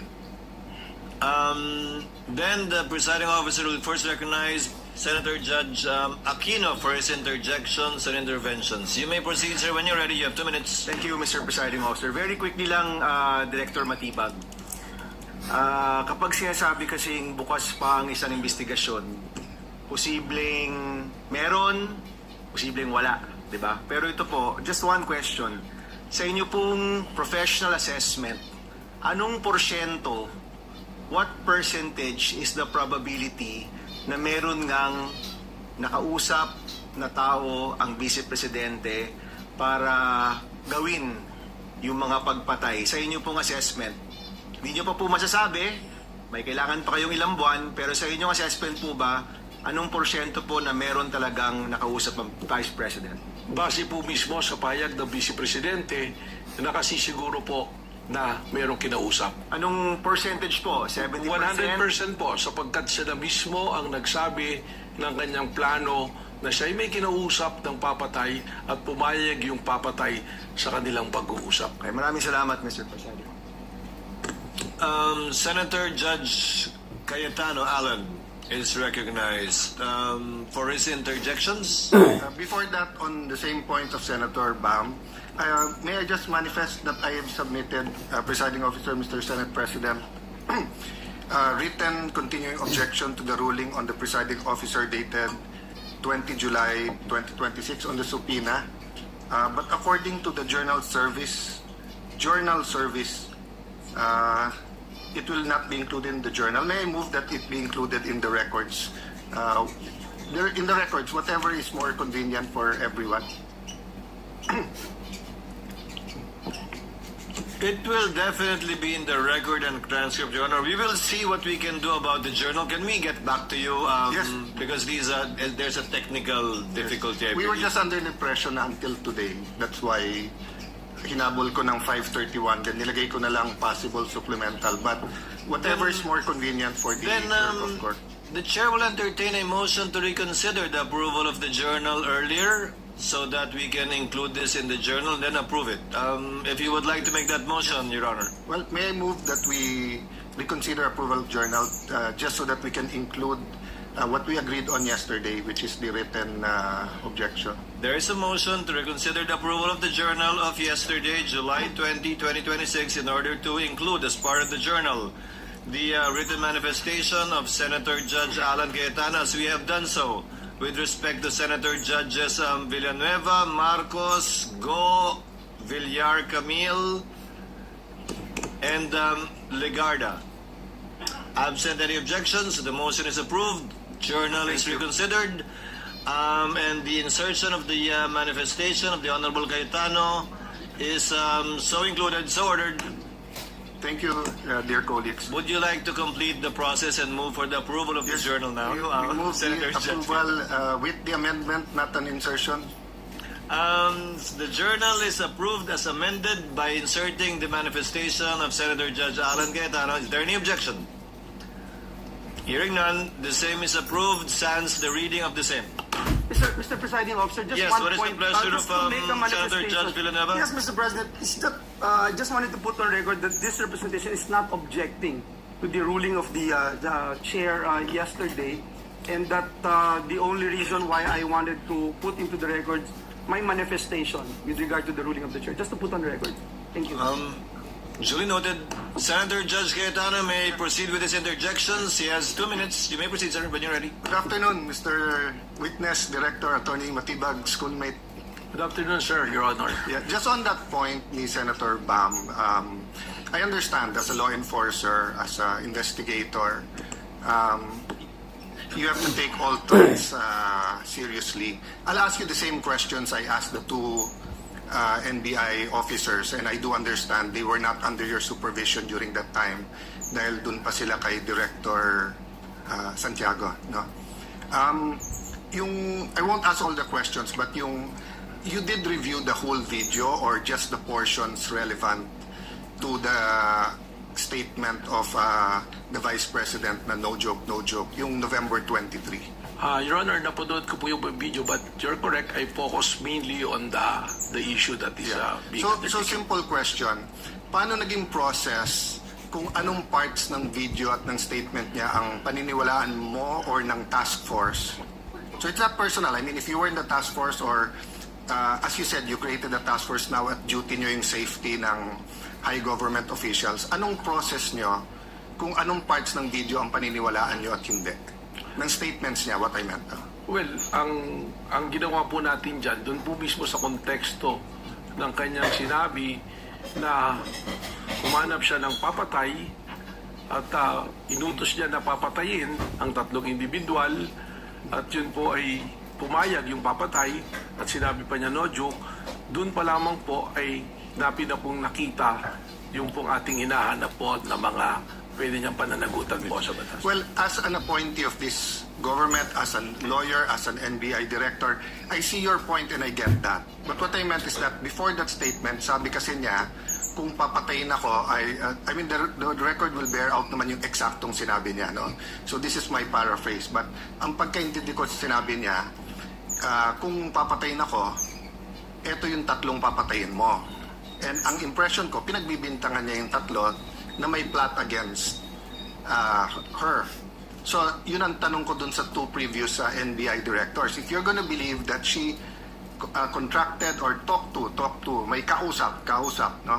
Siya, if you're gonna believe that may kausap siya at papapatay yung 3, will you not believe the previous nung sinabi niyang kung ako naman ang papatayan? Hindi po ganon, sapagkat ang tinignan na nga po natin ay yung kanyang mismong pagbabanta. At sa amin po, sa ngayon, yung aking pong task force na nag-iimbestiga, ay malinaw po nang tinitingnan kung ano na ang nangyari dahil doon sa pagbabanta. At sinasabi nga po namin, dahil po doon sa pagbabanta, ito po ay umabot na doon na po sa level na ang national security nataya na po, na kompromiso na, sapagkat marami na pong lumalabas, tuloy-tuloy na pagbabanta. So doon na po natin ito tinitingnan. In the same video, she mentioned massive corruption. But wala pa dyan kasi yung mayab kayo speech at flood control investigation. So, same question, Director. Naintindihan ko, yun yung pinaniwalaan nyo. May kausap siya, no joke, no joke. Pero ang question ko, paano yung proseso nyo or anong naging thinking nyo na etong papapatay yung presidente, pinaniniwalaan ko, pero etong siya ang papatayin, hindi ko paniniwalaan, at etong graft and corruption, hindi ko rin paniniwalaan. What's the process there? Well, ang proseso po dyan ay tinignan naman natin doon po sa pagbabanta niya, kung sa grade threat po yung pag-uusapan natin, alam naman po natin na yung threat na yan is absolute dahil nandoon naman po yung elemento eh. Doon naman po sa sinasabi namin na tuloy-tuloy na pag-iimbestiga dahil ito nga po ay umabot na sa level lang na naapektuhan ng national security. We take into context yung mismong sinabi niya na meron siyang kinausap at yung kanyang kinausap ay pumayag. Yung po kanyang sinasabi na kung papatayin ako, that is supposed to be na statement niya sa aming po pananaw just to cover yung kanyang pagsasabi na siya may kinausap para patayin ang ating Pangulo. Okay, I won't argue with you, yun yung proseso nyo. But in the meantime, there were 3 statements. Massive corruption, kung papatayin siya, patayin. So, focusing dun sa patayin yung 3 kung papatayin siya, in the meantime, tumutuo yung yung massive corruption, lumabas afterwards, di ba? So, just one other point, at the beginning of the prosecution's questions to you, and I think the defense had a question about what can you investigate. Can you repeat your answer? As the NBI director and the NBI can investigate, did you say all crimes or yung mga crimes? Lahat po ng mga pumapasok sa amin na mga krimen ay amin pong pwedeng imbestigahan, mutu proprio. Ganon din po yung mga krimen na meron pong nagreklamo na araw-araw na may pumupunta sa aming tanggapan para magreklamo. Ito po yung aming iniimbestigahan. At meron din pong mga iniimbestigahan kami na inutos po ng Department of Justice. And by the very nature, under the Constitution po ng Office of the Ombudsman, they can delegate the National Bureau of Investigation to... So as a general rule, you can investigate any crime motu proprio? More than the investigation of the crime is also the protection of our nationals. Saka po siyempre siguraduhin na promote ang ating demokrasya hindi nakukompromiso. Yes, but sa investigation lang. So you can investigate any crime. Tama po. Yeah. Isn't that against the Republic Act 10867? The statute that gives you power? The act reorganizing and modernizing the National Bureau of Investigation. Sabi dito sa inyong Section 4, the NBI shall have the following powers and functions. Undertake and investigate the detection of crimes and offenses enumerated under Section 5. Section 5, may enumeration, human trafficking cases in all airports, extrajudicial, extralegal killings committed by state security forces against media practitioners' activities, killings of justices and judges, violation of 100175, otherwise known Cyber Crime Act, Prevention Act, cases against Interagency Graft Coordinating Council and violations of the Anti-Dummy Law. Tapos, cases involving threats, security assaults against persons of the President, Vice President, Senate President, Speaker of the House, Chief Justices. Walang congressman, senators, unlike judges lahat. Transnational crimes pursuant to existing international agreements, identification of dead victims in case of mass fatalities, incidents caused by natural disaster, and violation of commercial, economic, financial, white-collar crimes na kadyaning law. So, exclusive yung enumeration. Then, provided, however, if that the President or Secretary of Justice may direct the NBI to undertake investigation of any crime when public interest so requires. So, hindi ba limited ang pwede niyong investigahan except that ang DOJ at President ang pwedeng mag-atas? That's my last question. Yes. Kindly wind up. Well, This may answer. Yes. Yung pong ating listahan na yan, tama po, nandiyan dyan. Subalit, hindi naman po sinasabi na nalilimita dyan ang aming pong pag-iimbestiga. Sapagkat malinaw po ang mandato ng NBI that we are the primary investigating body. Yun lamang nga po, Merong mga kaso, kung ito po ay bumagsak na sa jurisdiction halimbawa ng PNP na kanilang iniimbestigahan, we can still help and coordinate at the same way na kung kami po ay nag-iimbestiga at ang PNP pwede rin pong tumulong Well, po sa amin. Director, if that's your interpretation, that goes against what they taught us in law school, na pag exclusive yung enumeration, you cannot add. And at the end of the enumeration of Section 5, nakalagay nga dito, however, the President and the Secretary of Justice may direct you to undertake investigations of any crime. Why do they have to say any crime if you can do it any crime? If you can investigate any crime after all? It seems that you're expanding your jurisdiction by yourself.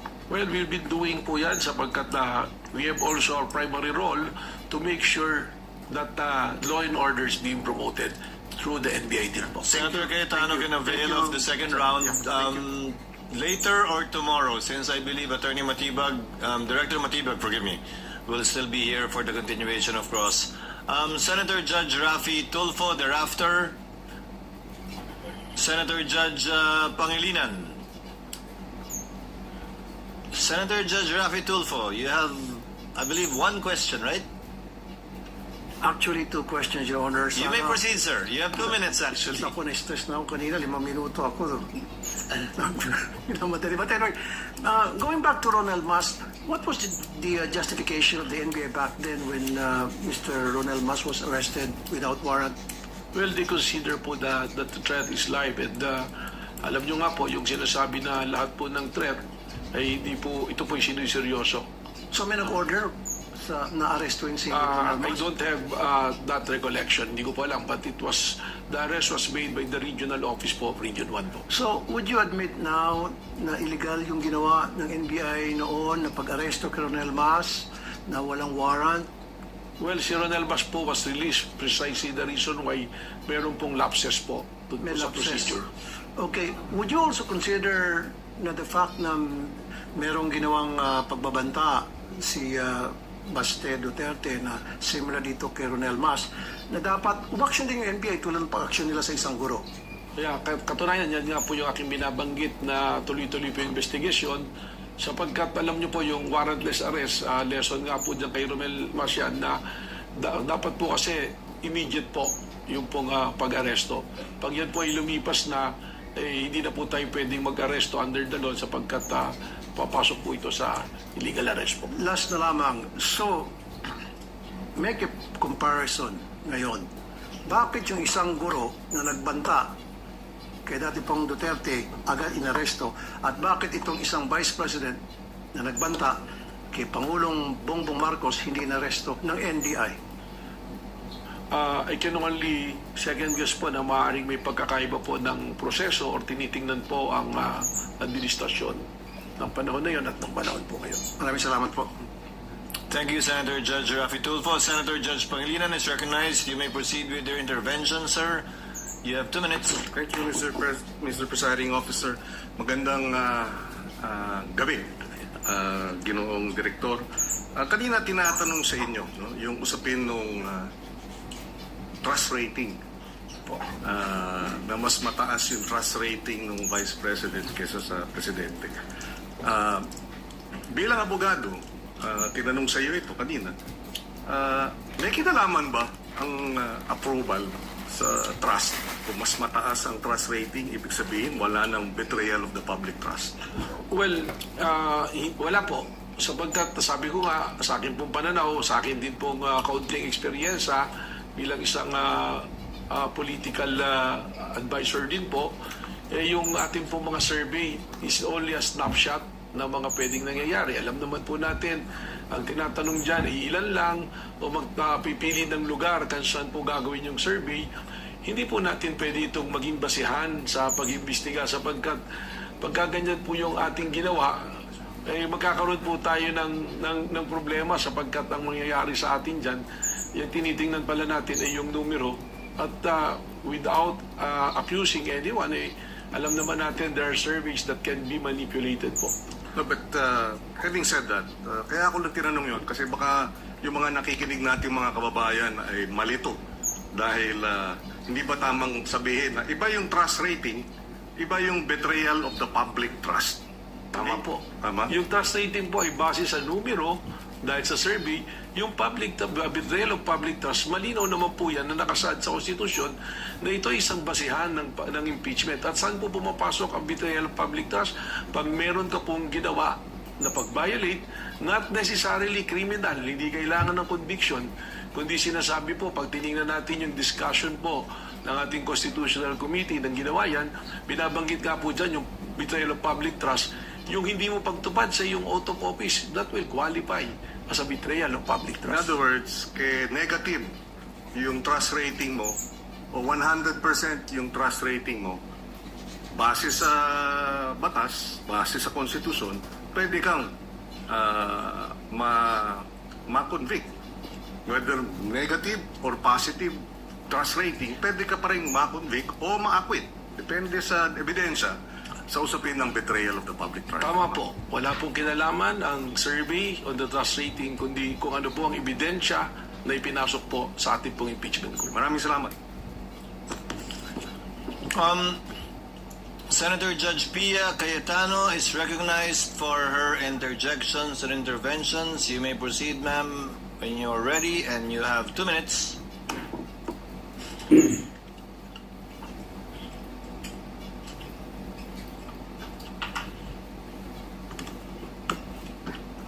For the prosecution,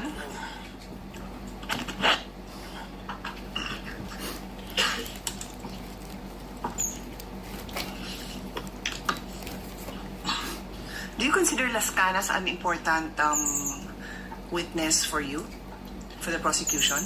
With all due respect, Your Honor, the purpose of the testimony is to present what transpired during the investigation of the Special Task Force. As to whether or not what probative value it holds, it is not part actually of the decision of the prosecution, as what we are intending to do here is to present only what happened during the investigation of the NBI, Your Honor.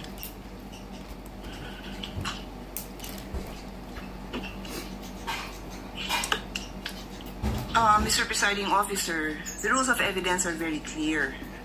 You either present a witness who provides your testimony, or you present a document. And in terms of documents, Rule 132, Section 19, says there are 2 classes of documents, public documents and private documents. Included in public documents are documents acknowledged before a notary public. Yung pinakitang document is not acknowledged by a notary public. Pwede naman din ang private documents, that's the other class. If it can be shown and authenticated in any of the following manner. The person saw the document executed or written. Nakita ba ng witness mo na sinulat yon? Nakita ba niya? Your Honor, we can... No, please answer my question. No, Your Honor. Oh, the next manner of authenticating by evidence of the genuineness of the signature or handwriting of the maker. The defense said ni walang original signature doon. Do you disagree with that? We don't, Your Honor. Okay, and the third, by other evidence showing its due execution or authenticity, did you provide? No, Your Honor. Okay, so simple lang, Mr. Presiding Officer. They're trying to prove something by showing a document that any law student, even yung mga kababayan natin na nakikinig na ngayon na ang dami ng alam sa procedure, will tell you na hindi acceptable yon. And with all due respect, katulad din nung kahapon na humingi ako ng payo sa inyo, again, I will not name names, we had a discussion in caucus na you cannot unsee what you see. You cannot unhear what you hear. So pinalabas yun. Wala akong problema na palabasin yon, pero do your job and present the proper witness and the proper documentation to do that. Do your job. I'm addressing this, Mr. Presiding Officer, to us as a body. Kasi hindi tama yon. Magdidesisyon tayo, you warn us, pero pinabayaan natin na makita yon. Minamarkahan pa, submarkings. What's the purpose of all that? May I respond, Your Honor?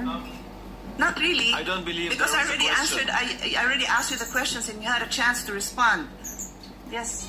There was no question posed, sir. I was There's none, yes. telling the lead prosecutor. I move to my next point, Mr.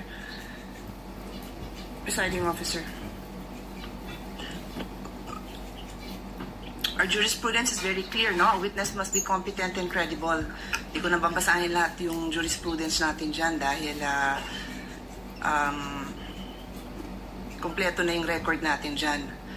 But there is also also included in our rules, Rule 132 on the rules of evidence, and I'll read it. A witness may be impeached by the party against whom he or she was called by contradictory evidence, by evidence that his or her general reputation for truth, honesty, or integrity is bad, or by evidence that he or she has made at other times statements inconsistent with his or her present testimony. So this is the rules, no? Siguro we can, well, I'm reading the rules, so we can take notice of this, that this is what our rules say, and I don't think anyone will contradict that. Again, there are lots of cases supporting this. So,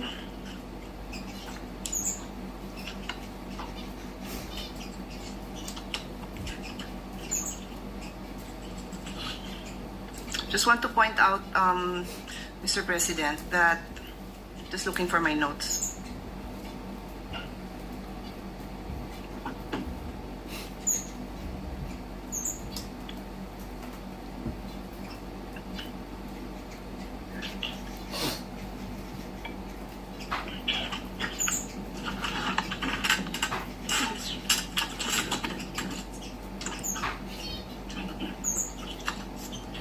Sorry, with the indulgences of the body, I'm just looking for my notes because I want to be accurate in my the next statement that I'm going to read into the record.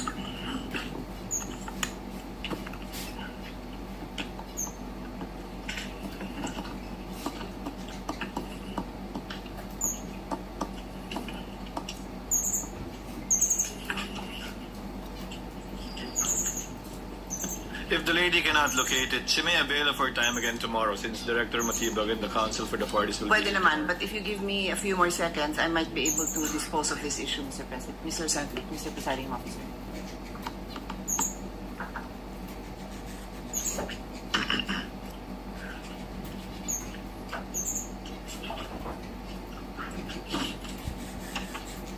Okay, I won't delay the... I can paraphrase it, but I think it would be best if I look at the record, so I will just avail.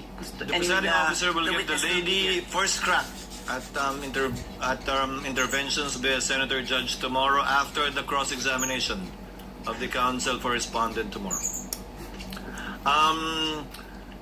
Since Director Matibag will be here again tomorrow for the continuation of the cross-examination by counsel for respondent, the interjections and interventions of the other senator judges may proceed.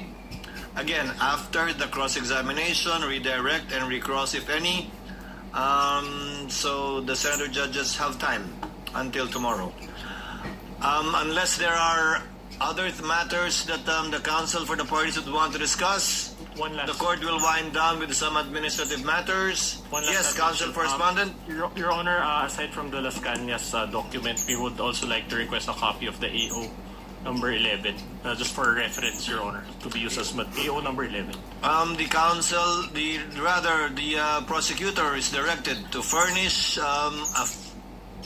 within the day after the proceedings. Within the day after the proceedings, a copy of AO number 11, signed by Director Matibag, dated, if I'm not mistaken, April 16, 2026. Any other points you want to raise, lead prosecutor? Your Honor, it appears that there is standing subpoena for... I will rule on that in a bit. For I will Ms. rule on that in a bit. Marivic Pareja. I will rule against who? Ms. Marivic Pareja of Legislative Archive. We manifested yesterday, Your Honor, that we have yet to determine when we will be presenting this witness. Yes, we will act on these at the proper time. This will be part of the chair's ruling before we adjourn. May I inquire, Your Honor, if tomorrow we will be able to conclude the testimony of witness Director Matibag, whether or not we will be proceeding to present the first witness for confidential fund, Your Honor. The court will address that in a bit before we adjourn, counsel. Any other points, counsel, with the respondent? No more, Your Honor. Court will now dispose of some administrative matters. We are in receipt of a request for subpoena ad testificandum addressed to Ms. Marivic Pareja, as well as subpoena ad testificandum addressed to Mr. Roderick C. Wamil and Ms. Eileen May Del Ocampo, both from the Commission on Audit. The chair, the presiding officer, defers action on these requests for subpoena and will act on them at the proper time and in due time.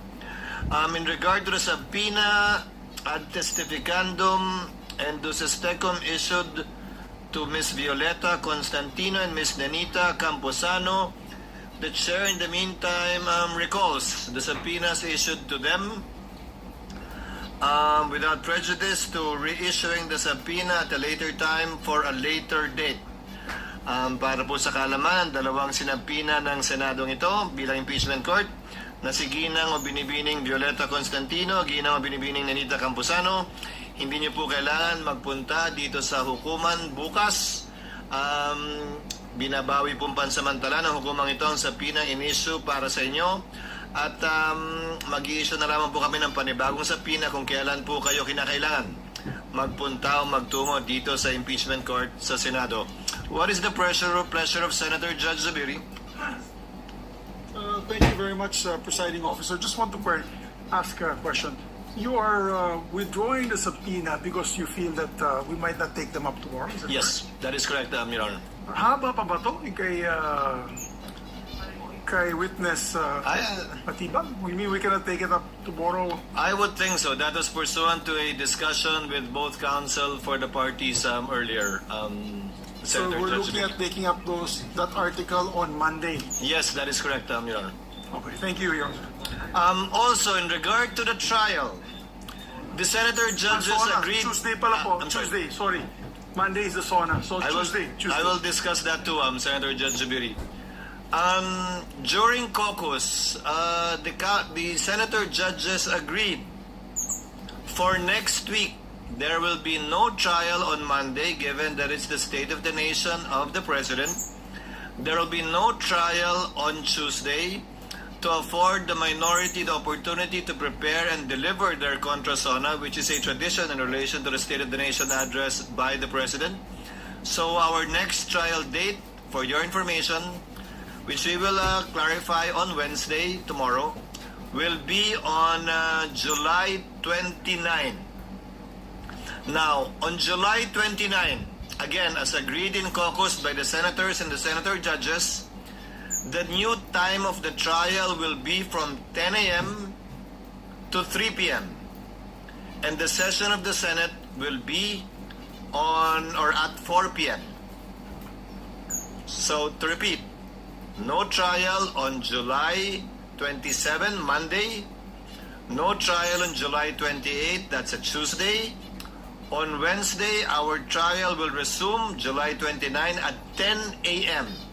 up to 3 p.m. with a break, short break for lunch, snacks, or the call of nature for anyone. Henceforth, after that week in August, we will be conducting the trial from Monday to Wednesday from 10 a.m. to 3 p.m. Counsel for the parties are asked to take note. So, to avoid confusion, Director Matibag, we expect you to come back and be here again tomorrow, not at 10 but at 2 p.m. To continue with your testimony via the cross-examination, redirect or recross of the counsel for the parties, and questions from the senator judges. Without issuing a subpoena, Director Matibag, do we get your commitment to be here tomorrow? Yes, Your Honor, gladly. Thank you very much. There being no other matters to be taken up and no other business to take up, the trial is hereby adjourned until tomorrow, Wednesday, July 22 at 2 p.m. in the afternoon.